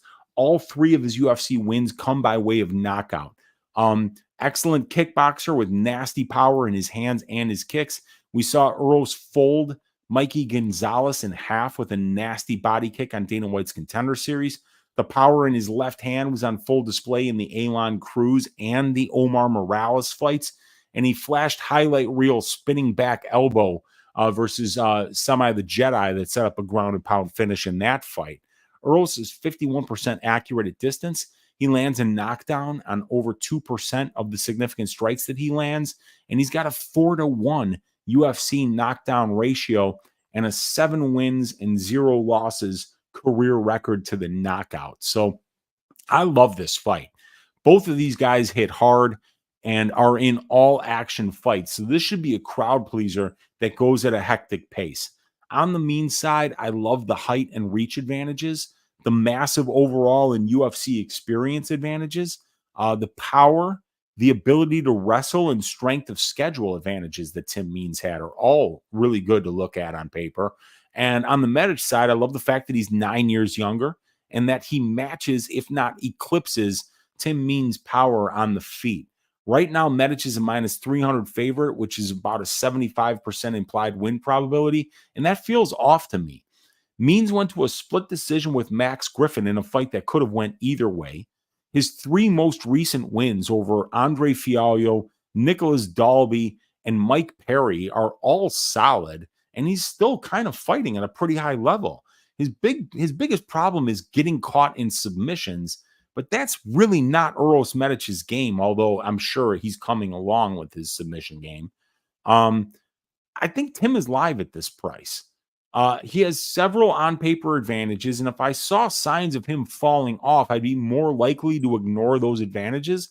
But since those aren't obvious to me yet, I do think there is quite a bit of value on Means' money line at plus 250 and his plus 3.5 points handicap at plus 160. The last time Medic fought a tall, long southpaw in Jalen Turner, it didn't go well for him. So I might find myself making a play on the Mean side here, even though I'm leaning to the Medic side to win this fight. I did make a bet, though, and that's the fight to end by sub. It's at plus 575 on Bet Rivers Sportsbook. And if we look at the numbers here, which are available on the betting template, which are available to all members of my Patreon, even the free members this week. Let's look at this betting template here. And what's really cool about this betting template is the adjusted win condition line. That's number 20 on the template. So what we look here in order to find out what somebody's win condition is the prior performance of them at the UFC level and overall as a pro.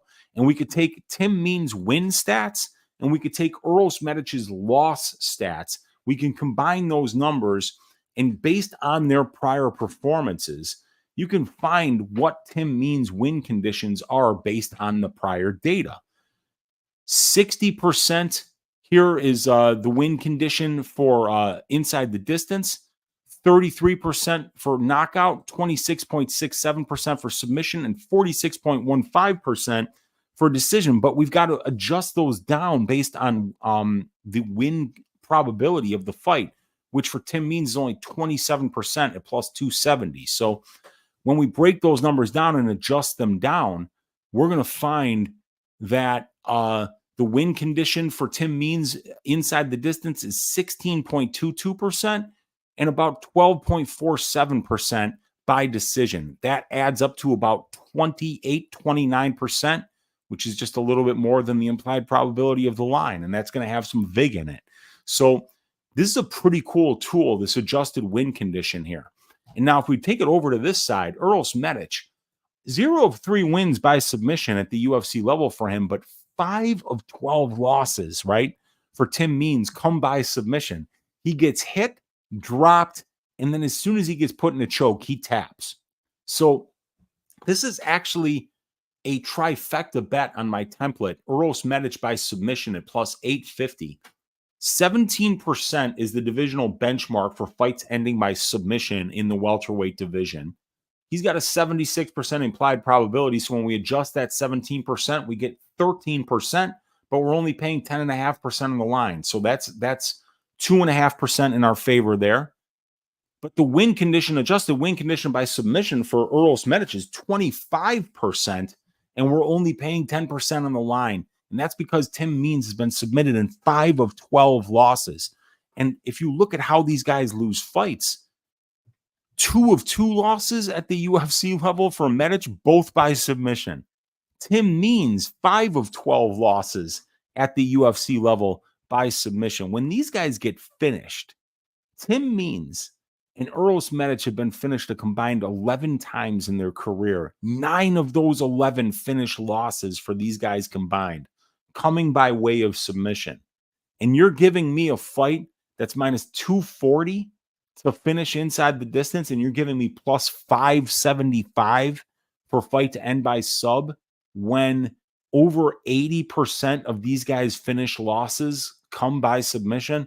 Sign me up. That's a great plus EV bet. I just touched it up for a quarter unit, but that is something that the betting template here that's available for free on the Patreon address right down there, folks, right down there. Sign up to the Patreon as a free member if you just want to check it out, and you could take a look at all these adjusted win conditions for all these fighters and then determine, look at the betting lines, convert those betting lines into implied probabilities and find out if you're over or underpaying or paying right about the right price for these lines. All right. So, yes, that's what we're looking at here. Fight to end by submission is the bet that I'm going with here. And then the pick is going to be Uros Medic. And I'm going to pick him to win this one by submission in round number 2, because Tim Means does get dropped a lot. And I could see Medic deciding, instead of going for the ground and pound, to just lock up a nice, easy guillotine or a rear naked choke when Means is down and get that quick tap that Tim Means is known for. But man, I think Means is very live on the money line here at a big plus money number. And I'm going to be keeping an eye on this line all week, because Tim Means is taller, he's longer, he's way more experienced. He's 20-2 to the knockout as a professional, and he's the guy that's way more likely to win minutes with the wrestling and grappling games here. And both of these guys have got a ton of power on the feet. So I think Tim Means is a very live underdog this week, but I'm still going with Uros the Dr. Medic to win this one by submission in round number 2. Yeah, and Remdog saying the main card is fun on this one. And we got Golden Octagon saying, "Oi, just now getting a chance to stop in. I'll have to catch the beginning later. Good luck this week, everyone. Good luck to you, and thank you for all the memorabilia, Golden Octagon, and these badass Tracy Cortez, Frank Mir, Jonathan Pearce cards. Yuri Prochaska is touched up here quite a few times. I love it, man. Even got a Nate Diaz in here. So much love, much appreciation to you, Matt, and everybody. Check out the Golden Octagons channel on YouTube. All right, let's move on to the next fight. It is going to be Jonathan JSP Pearce. I believe we've got a picture of him right here, ladies and gentlemen. In case you've never seen him before, it's this man right here. Jonathan Pearce is going to be going up against David Onama. Uganda, stand up. You got a fighter in the UFC here. So we've got the stats on the screen for you guys right here. There we go. And let's start talking about the trends. Jonathan Pearce was on a 5-fight winning streak over names like Kai Kamaka, Omar Morales, Christian Rodriguez, Makwan Amirkhani, and Darren Elkins going into the Joe Anderson Brito fight, where Pearce was finished by ninja choke in the second round as a -130 favorite. Pearce cashed as an underdog in both the Kamaka and Morales fights, but after that secret was out, and he's been a big favorite in every fight up until the Brito fight, where his winning streak was snapped. Pearce will be facing David Onama, who's won 3 of his last 4 fights, with the only setback coming against Nate the Train Landwehr, where he dropped the ball as a -340 favorite, leaving James Krause destitute. Outside of that loss, David Cash is a -180 favorite versus Gabriel Benitez, a -800 favorite versus Garrett Armfield, and Gabriel Santos as a +185 underdog. Onama's UFC debut was a loss against Mason Jones by unanimous decision, and that was also up a weight class on short notice. So not too much to take from that one. This is great matchmaking. Definitely probably the highest level fight and the most intriguing fight on this card. So Jonathan Pearce, the advantage is he's 1 inch taller. He's a switch stance fighter going up against an orthodox fighter here. That's an on-paper advantage. Overall experience advantage goes to Pearce with 6 more professional fights and 90 more minutes of pro cage time, and also 4 more years as a professional fighter. And he's got the UFC experience advantage as well with 2 more fights and 15 more minutes of octagon time. The conditioning and pace that Jonathan Pearce puts on in his fights is crazy. He pushes a pace that most fighters cannot handle. He has constant offensive output wherever the fight goes, and his chin is reliable and tested, having never been knocked down in the UFC. Over 60% of JSP's cage time takes place in control time positions, and he's winning over 83% of those positions. Pearce is attempting 10 takedowns per 15 minutes, and he throws over 13 distance strike attempts per minute. So he's always producing offense, forcing you to wrestle, making you carry his weight, draining your gas tank. The more tired you get, the more JSP pushes. JSP doesn't give you a chance to breathe. So if you aren't ready for a high-paced back-and-forth war with lots of wrestling and forward pressure from your opponent, you will be broken in half either in the second or third round. And JSP's grappling pace is relentless. 5.3 takedowns per 15 minutes. That's 3.8 more than the divisional average. 51.5% control time. 4. Only 10% control time allowed, both above average for the division. Pearce has a positive 2.98 clinch and ground strike differential. So not only does he get you down, but he's active landing ground and pound from top position. And JSP stays very busy going for submissions as well, attempting 0.89 submissions per 15 minutes and getting 0.44 reverses per 15 minutes. If JSP drags you into a grappling match when you want to keep the fight standing, you're going to be in for a very frustrating night. And Pearce has the strength of schedule advantage over Onama in this matchup. He's faced and beaten the more experienced competition with the better win-loss ratios at the UFC level. Now, David Onama is going to be 2 years younger than Jonathan Pearce. He's going to have a 3-inch reach advantage over John, and he's got the durability advantage. David has never been finished in 13 pro fights, while JSP has been finished in both of his UFC losses and in 4 of 5 pro losses. And I rate Onama as the more dangerous striker in this matchup. David has flashed power at the UFC level. He's landed 3 knockdowns while absorbing 0. And he's landing a knockdown on over 1% of the strikes that he lands. And he stays extremely busy, attempting 18.7 distance strike attempts per minute. That's 6.6 more than the divisional average of 12.1. Onama pressures. He throws a lot of volume, and he's powerful and durable. His KO wins over Gabriel Benitez and Gabriel Santos perfectly illustrate the power David has in his hands. So JSP should look to get this fight to the ground to make David uncomfortable. These guys are killers. I love the matchmaking, and this is easily the highest level fight on the card. David Onama is a freak athlete with a ton of power in his hands. He's still only 29 years old. He's got a ton of upside as a fighter due to his athletic gifts. Pearce is the more experienced fighter. He has the better conditioning. He's the superior wrestler and grappler, and he's fought and beaten the better brand of UFC competition. Pearce is going to be relentless with his pressure and pace, both with his striking and his wrestling. And it's going to be up to David to land the bigger shots at distance, stuff some of the takedowns, and get back up when GSP is able to get him down. Damage reigns supreme these days, and I think David will be the fighter who does more damage in this fight. The question is, will he be able to keep it standing long enough to find those big shots?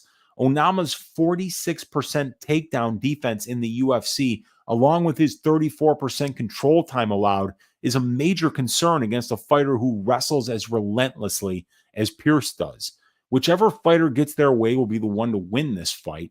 The only fighter Pearce saw in the UFC with real power was Joe Anderson Brito, and Pearce lost that fight. You have to find moments against JSP because it's so hard to win minutes against him. And Onama is the kind of fighter who's capable of finding these moments. But the minute-winning differential in the grappling exchanges between these two fighters is very wide in favor of Pearce, which is what makes this such a tough fight to call.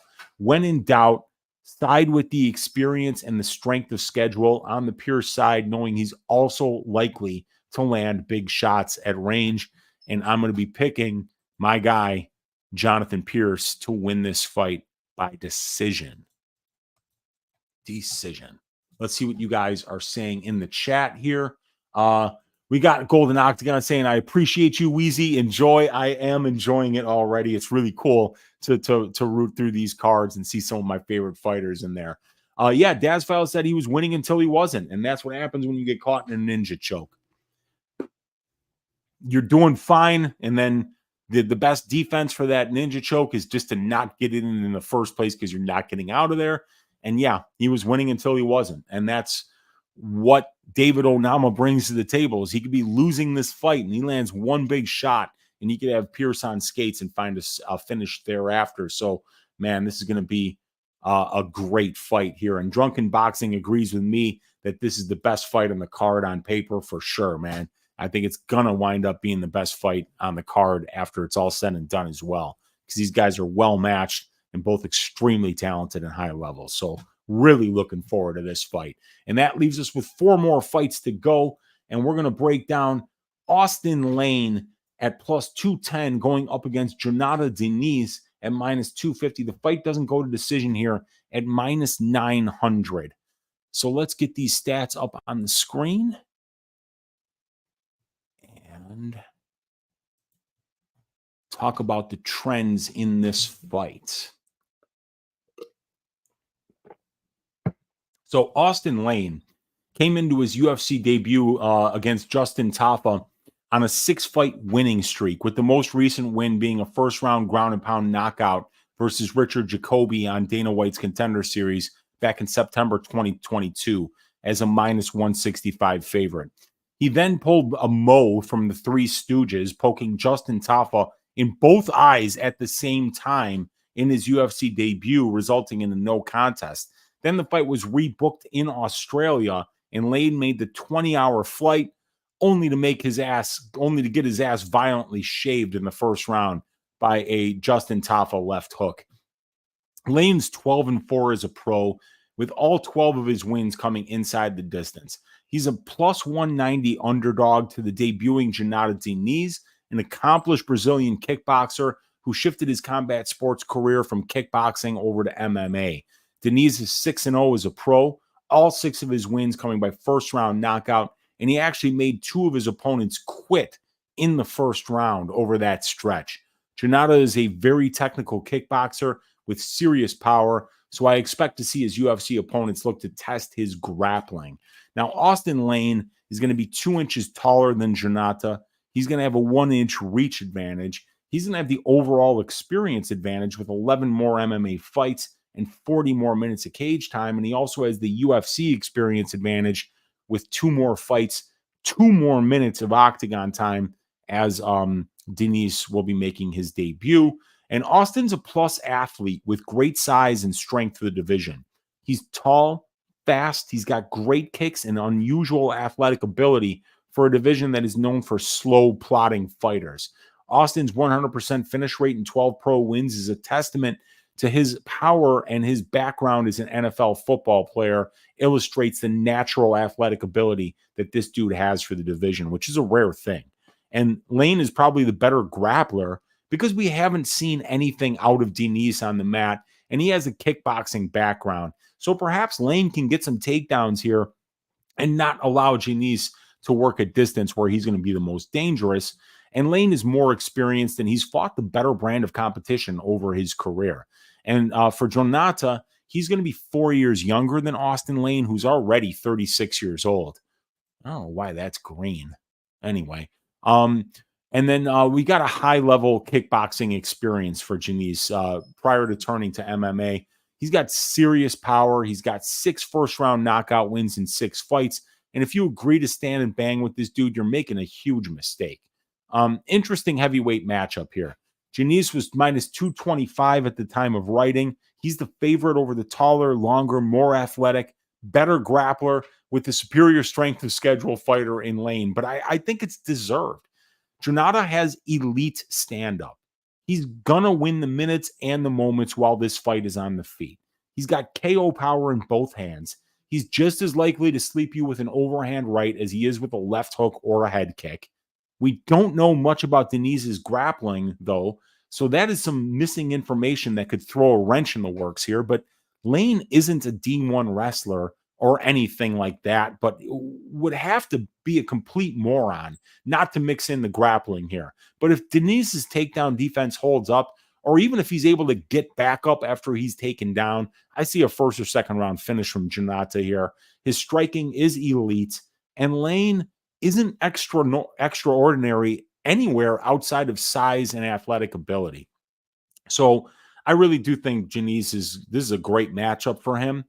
When I look at fights like this and I say to myself, how does Lane win this fight? I mean, I guess he could get takedowns, but I mean, like when you watch the tape on this guy, it's pretty clear that he's not a wrestler. He has no wrestling background at all. He's got a football background. So he knows how to tackle people.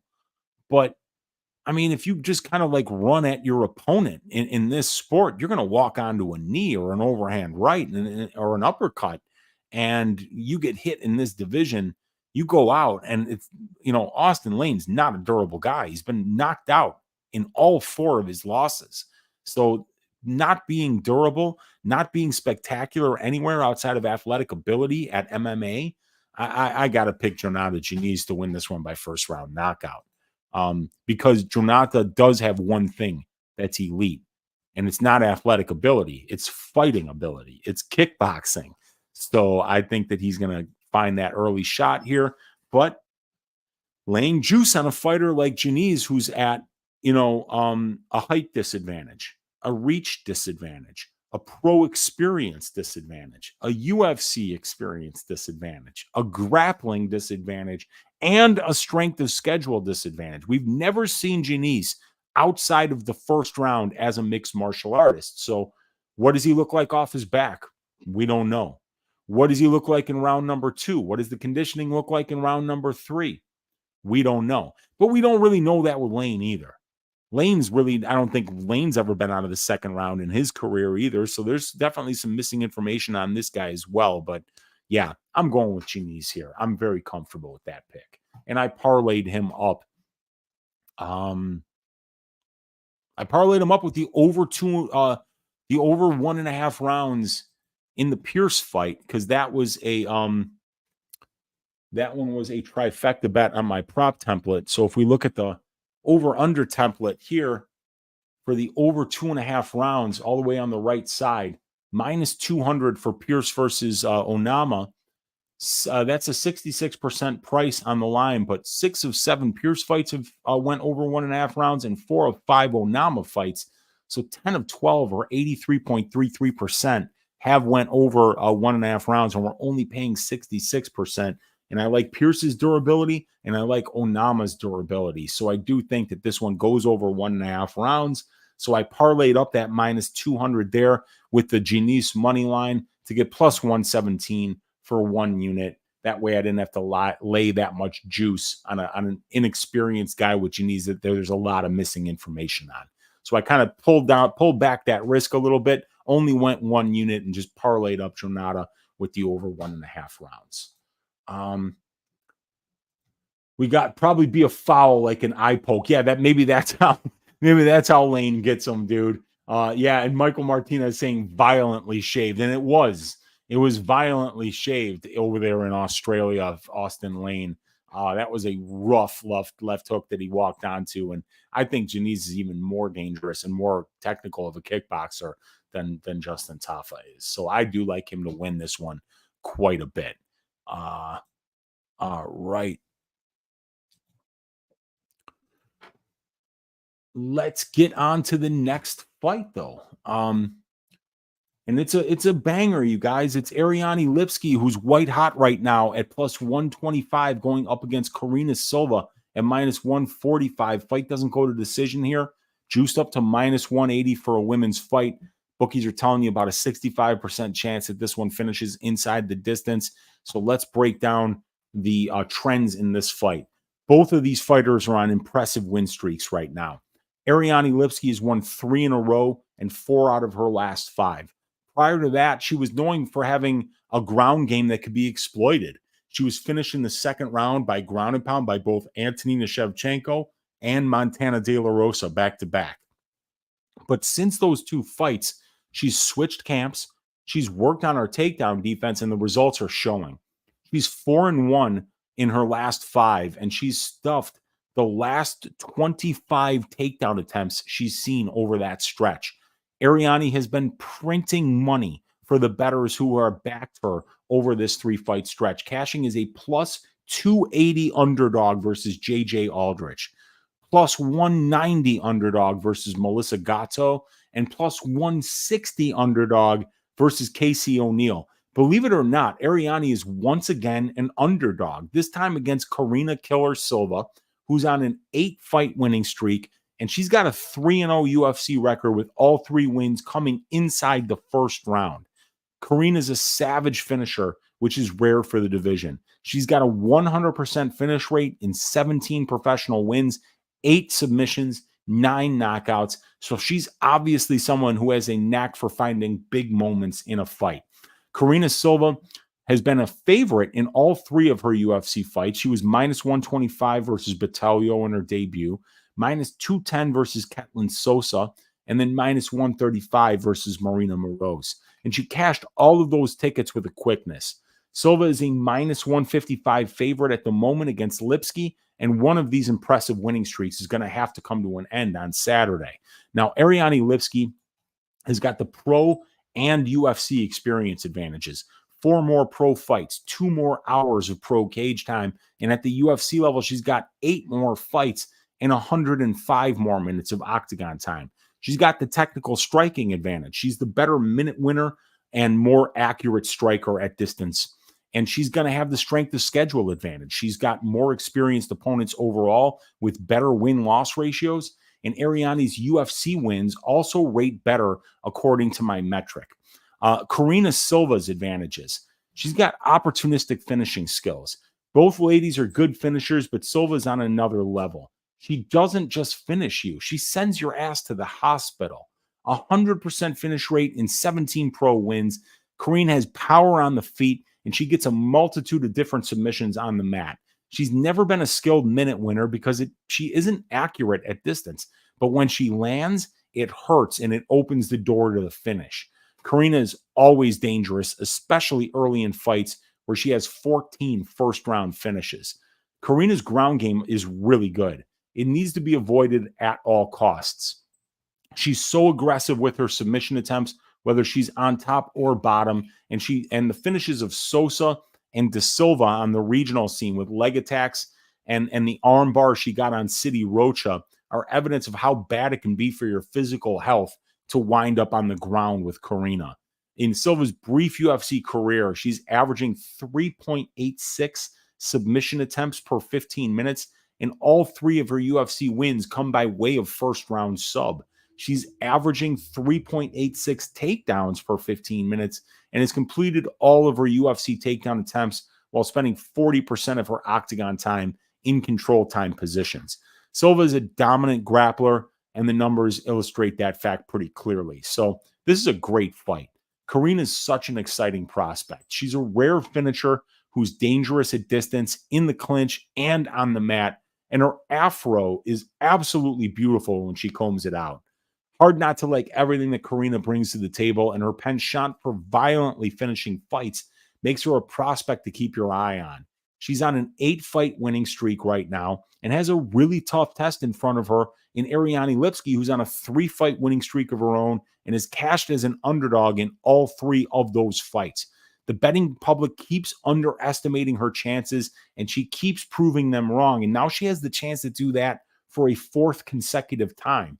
I love the moment-winning, early power, and opportunistic submission game of Killer Silva. On the Lipski side, I love that experience advantage overall, especially at the UFC level where she's fought the better brand of competition. Lipski has demonstrated the ability to win minutes and perform well in the second half of fights, which we have not seen on the Silva side. And I rate her striking as being better than Silva, who relies entirely on moment winning, which Lipski is also capable of. The most important factor to consider here is the fact that Lipski has stuffed 25 consecutive takedown attempts over her last 5 fights and has also punished her opponents with clinch knees after she gets underhooks for their trouble of trying to get the takedowns against her. If Lipski stuffs the takedown attempts of Silva and avoids the big shot on the feet, I feel like her to win either with a 3rd round finish or by decision is the most likely path here. However, if Silva is able to get this fight to the ground, I have a sneaking suspicion that Lipski will be in huge trouble.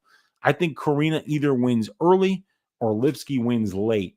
But I think Lipski's moment-winning equity is more on par to Silva's than Silva's minute-winning equity is to Lipski's. So for that reason, I'm going to have to go with the underdog in Ariane Lipski and side with her experience, strength of schedule, and takedown defense and striking advantages in this fight. And I'm going to pick Ariane Lipski to win this fight by decision. But I also think Ariane Lipski's 3rd round prop, because Silva is somebody who goes hard early in fights. And when you throw 100% power into every strike that you throw, and you look for every possible submission that could potentially even come close to presenting itself, you're going to get tired expending that kind of energy. So Karine is a very front-loaded fighter. Like on Bet Online, or I mean on Bet Rivers, if we were to look at this,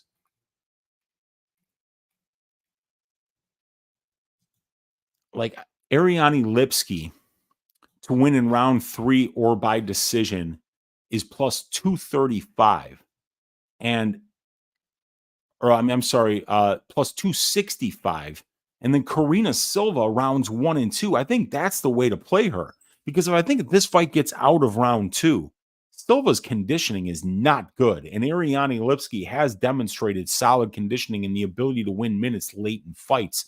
So I think if this fight gets out of round 2, Silva might get finished. He might be exhausted. And Karine Silva's got, and Lipski's got a submission game of her own and she's got good power on the feet as well.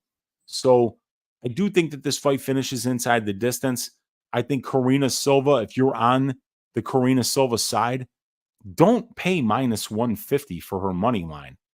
Pick her to win in rounds 1 or 2, because if she's not finding that finish early, it means that she's probably not taking down Ariane Lipski. And if she's not taking down Ariane Lipski, she's going to have to land a big shot on the feet. And I don't think she's going to. So I think Lipski will win the minutes. So I think there's a couple of different ways to look at this. Lipski round 3 decision at plus 265. Karine Silva rounds 1 and 2. I think that kind of covers both fighters' win conditions here. And they're both big plus money. So you could play them both. And then as long as Silva doesn't get a 3rd round finish or win by decision, or Lipski doesn't get a 1st or 2nd round finish, you'll come out ahead. But either way, it's an interesting fight, and the official pick is going to be Ariane Lipski to win by decision. Let's see what you guys are saying in the chat here. As we have got Jeff Bruno saying Lipski decision plus 425 was a good look, but that line is narrowed. Karine inside the distance, no action is my 2nd favorite prop. Yeah, I like that look too, but I think Karine can be finished late. And I was looking at that Lipski decision at plus 425, but I missed it, and now it's at plus 375. And I still think it's good at that number. And my betting template liked that as a trifecta bet, as I will show you right here. No, not that. There we go. And you could see Lipski by decision at plus 375, plus 4.85%, plus 7.68, and plus 2.83. The sub at plus 1,400, a trifecta bet for Ariane Lipski, and the decision at plus 375, also a trifecta bet. Those are very good bets according to the available data that we have that are plus EV on the Lipski side. USADA Lipski is here. You have been warned. No USADA. Yep. And Lipski, that's another thing about Lipski is I think what people, because she's been in the UFC so long, they forget how old she is. Ariane is still only 30 years old, but she's got 11 UFC fights and 6 UFC wins. So like a girl like Karine, who's only got 3 UFC fights and has been making big improvements. What about the improvements that Lipski's making? And she's actually 2 months younger. She's actually the more experienced fighter overall. She's the more experienced fighter at the UFC level, and she's fought the better brand of competition. And I don't think there's any doubt that she's the better striker. It's just you got to worry if Silva is going to land that big shot or get the takedown. But if she's unable to get the takedown or land the big shot, I think Lipski cruises here. Yeah, Paku saying, I was just about to ask you about Lipski round 3 or decision, then you brought it up. Question answered. I like that bet, Paku. I think it's a solid bet this week. And Remdog saying at this point, if you like Karine, just play the under 2.5 at the same price as her money line and get some Lipski finish equity with it. Yeah, I think that's a good look too, Remdog. I think it's a very good way to look at this fight. You can find bets that have a little bit more safety in them at the same price sometimes if you have a good idea of how you think the fight is going to take place. Remdog played the Silva money line at plus money. Very good. And we'll be sprinkling the KO if the number is nice. There you go, man. Lipski, her arms got bigger. Yeah, well, she's at a camp that's known for having very good strength and conditioning coaches and very good nutritionists and great vitamins. So, yeah, she's doing better. I respect Lipski's resume. That's why I took her against O'Neal. But this is a much different scenario. Yeah, Karine Silva is a terrifying opponent. Terrifying. So as much as I like it on paper, I think I've been betting against Karine Silva, and I look like an asshole every time I do it. The inaugural Bootsy Collins Memorial Dogs Are Barking pick of the week was Marina Moroz against Karine Silva. That did not work out well. That did not serve the memory of my great Rottweiler, Bootsy Collins, well. Yeah, Karine Silva is terrifying. So, yeah, this is an interesting fight. But let's move on to the next one, which is the co-main event.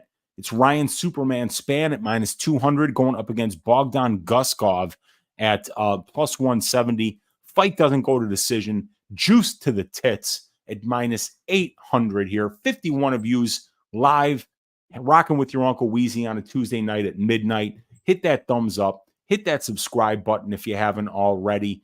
And then check out that Patreon. Get access to these stats for free this week. Check out the new product, the new probability show that's going to be coming with the new product, and let me know what you think. And then also leave me a comment down below. Let me know what some of your picks are for this week. Let me know what you think of the content. Let me know anything that you think I need to know. Put it down there in the comments. Always love interacting with you guys. So let's start talking about the trends for this fight. Ryan Spann is on a 2-fight losing streak at the moment. He was submitted in the first round by Nikita Krylov as a plus 145 underdog in March of 2023, and then he lost a close split decision to Anthony Smith as a minus 130 favorite back in August. A fight that I thought he won, by the way. Prior to that, Spann ran through Dominic Reyes and Ion Cutelaba in the first round. Spann is a minus 205 favorite over Bogdan Guskov, who will be making his third UFC appearance this Saturday. Bogdan got submitted in the first round by Volkan Ozdemir as a plus 155 underdog. And then after that, he knocked out Zach Pauga in February of this year as a near pick'em. Both of these guys are finishers. They've finished 33 of their combined 36 pro wins, and they both get finished as they've been finishing 8 of 12 combined pro losses. So violence is on the menu here. Should be a ding-dong of a Donnybrook as long as it lasts. Ryan Spann much bigger here. He's going to be 2 inches taller and have a 3-inch reach advantage. Ryan's got the professional experience advantage with 12 more fights, 110 more minutes of cage time. He's got the UFC experience advantage with 9 more fights and 60 more minutes of octagon time. The conditioning and minute winning is on the Spann side here. His Spann is 3-3 in his career in decisions, while Guskov has only been out of the first round 4 times in 18 pro fights. He's lost his only decision. Bogdan's conditioning has looked awful in the tape I've seen, so I definitely favor Spann the longer this fight goes, and I favor Spann's striking. Both guys have big power here, but Spann's got that 2-inch reach advantage. He's got the better conditioning, so I think he easily wins minutes against Bogdan after the first round if it gets past the first. And there's a massive grappling advantage for Spann here. His submission game is fantastic at 12 wins and 3 losses career to the sub, while Guskov relies entirely on the knockout. Spann can grapple early and often here and tire out Bogdan, who is extremely front-loaded, and his ability to finish fights with submissions is on another level compared to Bogdan. And Spann has fought the much better level of competition over their respective careers, and it isn't even close. Now, Guskov is 1 year younger than Ryan Spann, and he's an opportunistic finisher in his own right. Bogdan finds the big shot. He carries his hands too low. He's got awful conditioning. His grappling game is ass, but don't get hit. He's got legit power, and he throws with purpose. 100% finish rate and 15 pro wins, with 12 of those finishes coming in the very first round. If you don't respect Bogdan's power and finishing ability, you might wake up looking at the lights. But this should be a fun fight for as long as it lasts. Bogdan is live for an early knockout, but if you look at the advantages for this fight, they're all on the Spann side. The height, the reach, the pro experience, the UFC experience, the conditioning, the technical boxing, the grappling, and the strength of schedule are all on the Spann side. If Bogdan lands a big shot early, so be it. It's definitely not out of the realm of possibility, but I'm rolling with Spann here. He's dropped the ball quite a few times before, so it's hard to lay juice on him. But in hindsight, he probably looks minus 500 here, especially if he grapples early. Look, I think Guskov is awful. I think this guy is so bad. It's like he's got 50-pound weights in each of his hands because he simply doesn't have the ability to defend, to keep his hands up and show any kind of defensive acumen at all. And he's going to be fighting a 6'5" guy with 79-inch reach with fists the size of canned hams. Now, I picked Ozdemir, over Guskov. I had Ozdemir as the ass shaving of the week that week. I bet his money line.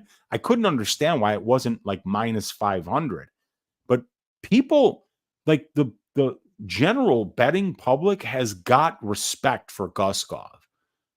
He's going like 4 rungs up the ladder here from Zach Pauga to Ryan Spann. And Zach Pauga fought like a complete fucking moron against Guskov. And I said it on Stat Diggers the week after that fight happened. I've got to bring it up again because it's just so, it's too perfect not to. Because Zach Pauga actually said in an interview before the Bogdan Guskov fight, I'm not stupid. I'm going to wrestle. But what he should have just stopped with was, I'm stupid. Because he didn't wrestle. He didn't wrestle at all. I mean, it has him with 2 takedown attempts. He didn't attempt any. He didn't wrestle at all. He just waited for Bogdan to do what he does, which is land a big shot. And at that point, Guskov was already taking huge breaths and he couldn't get his hands above his nipples. So I don't know how the hell he knocked out Pauga, but Pauga's got no chin at all. Ryan Spann would be minus 500 against Zach Pauga. So this line, it's not even close to wide enough, in my opinion. I think Spann's going to absolutely run through this guy. I think Guskov is a complete fraud. Anybody's got a puncher's chance at this level. Anybody. But that's all he has. He's literally deficient everywhere else. Measurables, experience, power, grappling, strength of schedule. It's all on the Spann side. I'm picking Spann to win this one by first round submission. I think he's going to make it look very, very easy. And, maybe Guskov finds another shot and makes me look like an idiot 2 times in a row after the Pauga fight, but I'll be shocked if he does because I think this guy's terrible, man.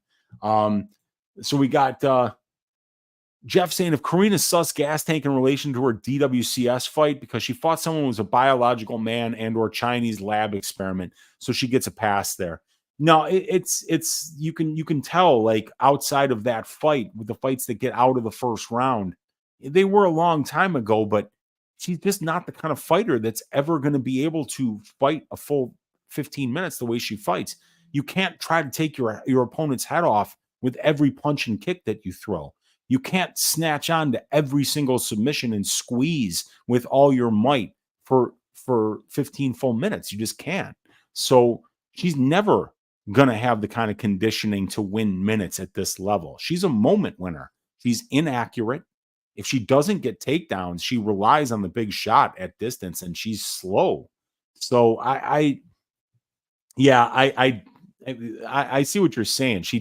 That dude was crazy. A former Olympic weightlifter that she fought. So that was an exhausting fight, but Karine Silva is always going to be exhausted because she fights an exhausting style of fight.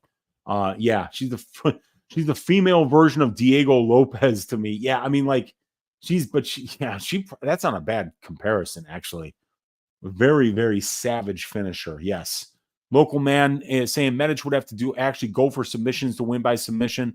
He actually hasn't done that yet. Uros Medic has 2 professional wins by submission. So he's went for them in the past. And Tim means you just got to kind of like look like you're going for a submission. And Tim does not like being choked. So Medic could absolutely club and sub him. And he's done it before, like I said, but it was probably on Alaska FC when he got those wins by submission. But, that the point is that he is live for it because that's how Tim likes to lose. And I took Spann fight and Lane fight parlay not to go the distance. Yeah, that's fine. And another sprinkle of those fights with main event to go under. Yeah, I like those spots. And we're going to talk about the main event right now, which is going to be Matheus Nicolau versus Alex Perez. Nicolau's a minus 190 favorite. Perez plus 165 is the underdog. And the fight doesn't go to decision here. It's juiced up to minus 175 right now. So let's first start talking about the trends for this fight. Matheus is on a 1-year layoff, and he's coming off a brutal KO loss to Brandon Royval, where he walked onto a step-in knee and was finished with several elbows in ground and pound. Nicolau was a minus 205 favorite over Royval in that spot. So he had a lot of respect going from the bookies into that fight. And why not? He was on a 6-fight winning streak at the time and put together 4 straight UFC wins over Manel Kopp as a plus 100 underdog, Tim Elliott as a minus 190 favorite, David Dvorak as a plus 105 dog, and Matt Danger Schnell as a minus 380 favorite, where he paid off his price tag, dropping Schnell twice and finishing with ground and pound in the second round. Nicolau was slated to have a rematch with Manel Kopp, but Kopp pulled out, and Perez is stepping in for Kopp. Perez is on a 3-fight losing streak, and his last win came over Jussier Formiga by leg kicks back in June of 2020. Since the Formiga win, Perez has had 10 canceled fights and massive layoffs between fights due to injuries and bad weight cuts. Perez's 3-fight losing streak is against top-notch competition, though. A title fight loss to Davison Figueiredo, a loss to the current champ in Alexander Pantoja, and a close decision loss against undefeated phenom Muhammad Mokaev. Perez was a sizable underdog in all 3 of those fights. Now Perez makes the quick turnaround less than 2 months after his loss to Mokaev to face Nicolau on semi-short notice in a 5-round main event at the Apex. Nicolau is a minus 182 favorite. Now, Mateus is 1 year younger. He's going to have a 1-inch reach advantage. He's got the UFC experience advantage with 30 more minutes of octagon time than Alex. And he's a tough opponent because of his movement-heavy, counter-heavy style of fighting. Mateus is frustrating.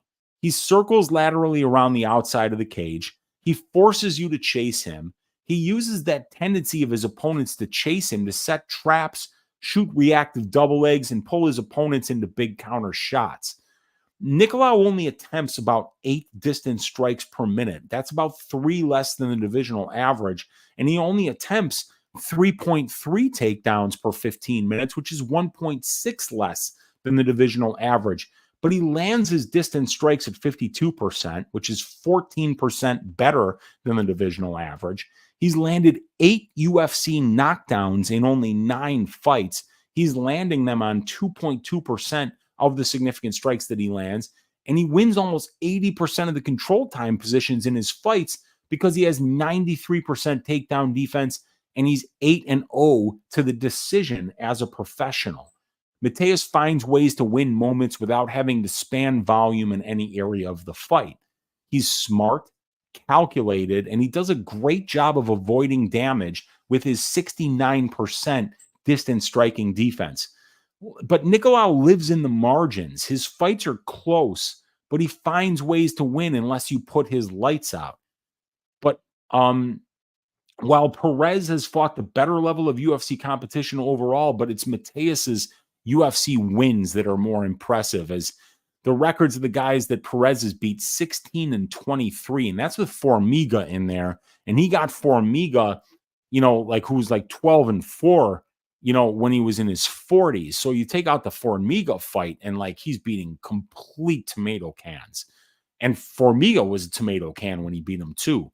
While Nicolau is beating guys with 500 records, 38-37 combined, 10.7 total fights and a 1 win-to-loss ratio. So Alex Perez, though, is going to have the overall experience advantage over Mateus with 11 more fights and 65 more minutes of octagon time in 1 more year as a professional. Alex has the finishing ability. Alex has finished 4 of his 6 UFC wins. That's 67%, compared to Nicolau at only 2 of 7, which is 28%. Alex has solid UFC distance striking metrics in his own right.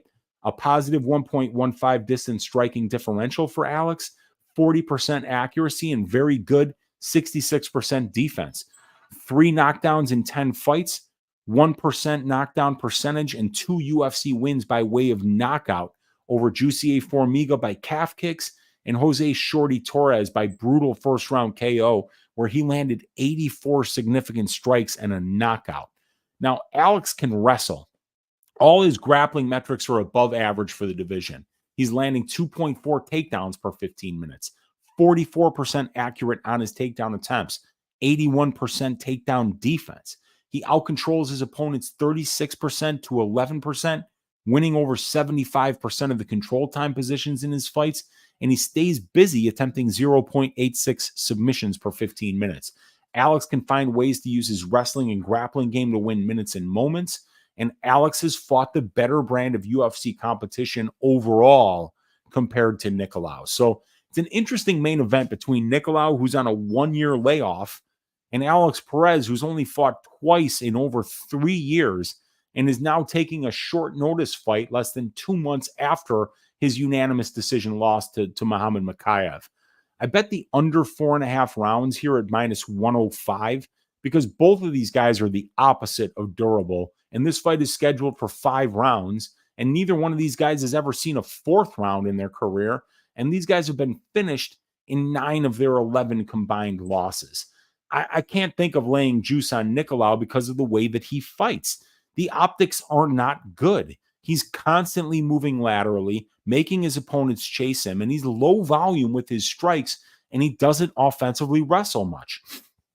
He's a frustrating fighter to lay juice on, so it's an easy pass on the Nicolau money line, and Perez is still a giant question mark, in my opinion. His UFC wins are trash. He never fights, and it's hard to know how seriously he's taking fighting right now. I think Perez is going to have a hard time finding Nicolau. I see Mateus making Alex fight his fight. I think he sets up counter-striking and wrestling and either finds a knockout or a sub before the 5th round. I'm not laying juice on him, though. Fine with just looking for the under in this spot. The pick is going to be Mateus Nicolau by 2nd round submission in this fight. But like I said, laying that kind of price on a guy in Nicolau who's throwing only 8 distance strike attempts per minute, who doesn't wrestle much, who kind of just waits and waits and waits and tries to set traps. In a 5-round fight, I could see potentially Mateus kind of waiting for that big shot, and maybe it doesn't present itself. And he could look up 12 or 13 minutes into this fight and be like, shit, I think I'm losing. And then he's going to have to do something which he's not used to be doing, which is being more aggressive. So, yeah, I'm not, I think Perez is actually a decent look this week, but, I can't bet him because, in retrospect, it could look like a horrible bet and he could look for a way out after a round. So I don't know what to do here, but the pick is going to be Nicolau by 2nd round submission. Let's see what you guys are saying in the chat. We got Paku saying, I made a lot of bread betting against Span. He's done. I can't get him past jumping into Krylov's triangle. He literally submitted himself in that fight. Yeah, but you won't ever have to worry about Bogdan Guskov submitting a UFC fighter. That's just not going to happen. He would have had to have put on a gi at some point and learned jiu-jitsu, which he doesn't know. So, Krylov, like I said, these guys that Span is losing to, they're 4 notches above the ladder. There are 4 rungs on the ladder above where Guskov is at this point in his career. I mean, look at some of these guys that Guskov has lost to on the regional scene. They're not UFC level guys. So, I see what you're saying, but you look at the guys that Span's losing to, Anthony Smith is a legend, Krylov is a stud. Those guys would be minus 400. I don't know if Smitty would be minus 400 against Guskov because I don't know if they'd be able to tell them apart. But either way, man, I like Span quite a bit here. I feel like Nicolau will make this look easy. I've been watching heaps of his tape. He's really nasty. I pick him to beat Kopp too. Yeah, Kopp, that fight was close. I thought Kopp won that fight. But Nicolau clearly won the first and Kopp clearly won the second. And then that 3rd round was a little bit back and forth. And Nicolau does find those shots, man. He makes you chase him. He makes you get a little more reckless than you're used to being. And when you get too reckless, that's when he catches you. So, yeah, he is pretty nasty in his ability to be able to find those big shots. But, you guys, I've got 4 picks for the Bootsy Collins Memorial Dogs Are Barking pick of the week. I'm only picking 2 of these guys to win, but I think all 4 of them are live at the price. But I'm going to give you guys a choice. Who would you pick between these 4 names for underdogs this week?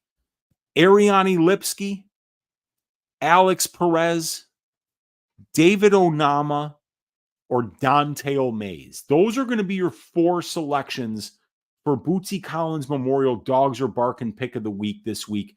Which one do you guys like? And then I'll let you know who I'm picking. But in the meantime, let me go and give you my tracked bets thus far for this card. There's only 3 so far, but there's going to be a lot more added once all the props open up on all the books.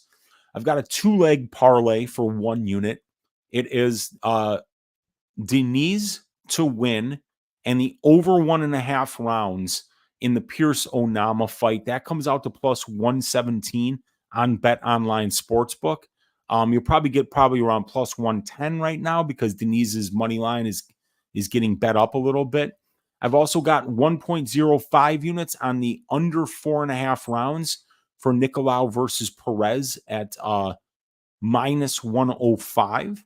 And then I've got a quarter unit bet on the fight ends by sub for Means versus Medic at plus 575, but I tracked it at plus 500 because that's where I originally bet it. They had it at two different prices on the same site. They had fight ends by sub plus 500 and then either fighter to win by submission at plus 575. So I actually cashed out of the plus 500 and then bet it back at plus 575. So those are the three bets so far, but I'm looking at Tim Means' money line. I'm looking at Ariane Lipski's money line or the Lipski round 3 decision prop. I'm also looking at Karine Silva to win in rounds 1 or 2 at plus 180. And what else? Where else are we on UFC stats here? Ivana Petrovic to win in rounds 2 or 3 are going to be plays that I'm looking at once those open up on the other books. Jonathan Pearce round 3. I'm going to look for the best prop on that. And Ryan Spann to win under 1.5. It's minus 107 right now. And then I've got the main event violence. So that's what I'm looking at for the tracked bets so far. What are you guys saying in the chat in terms of the dog pick? Remdog likes Mays and Onama. Jeff Bruno likes Lipski. Yeah, I mean, I could see. I've cut it down to Dante Mays or Ariane Lipski, and because Ariane Lipski's opponent is far scarier than Dante Mays' opponent, your Bootsy Collins Memorial Dogs Are Barking pick of the week. Yes, I did not have a head injury. Minus 107. It's going to be the Dante Mays money line at minus 107. God help me. The thing is, I would make it Lipski if I didn't think that she could be literally broken in half and like rushed to the hospital and people being like, God, I hope Ariane Lipski's okay. Because Karine Silva is terrifying. So when we're looking for a dog, you know, we'd like somebody that has got a chance to win. And I think, you know, Dante will be there the whole time. So we're going to go with the Dante Mays money line at minus 107 for this week's Bootsy Collins Memorial Dogs Are Barking pick of the week. It is Remdog with Mays there. Yeah, we're going with that one. And that brings us to the last order of business of the week. I mean, we've broken down all 13 fights on this card. You got to look at all the new stats on the Patreon, which you could sign up for on my Patreon right now on the free for free, and just check out all this stuff. And I'll be making a video shortly now that I'm done with content for the week, mostly on how to best use it. And then we'll be doing a probability show every week, pay-per-view only for the members of the Patreon that support the work. Brady and I will be breaking down these bets on a weekly basis. So be looking for the official place to go for this Patreon. It's going to be available on Dub Club, and it's going to be available on Patreon. And Brady and I will let you know when it's ready to go. It's going to be ready to go for UFC 301. And the stats are already out for this week's card. So appreciate all of you guys hanging out.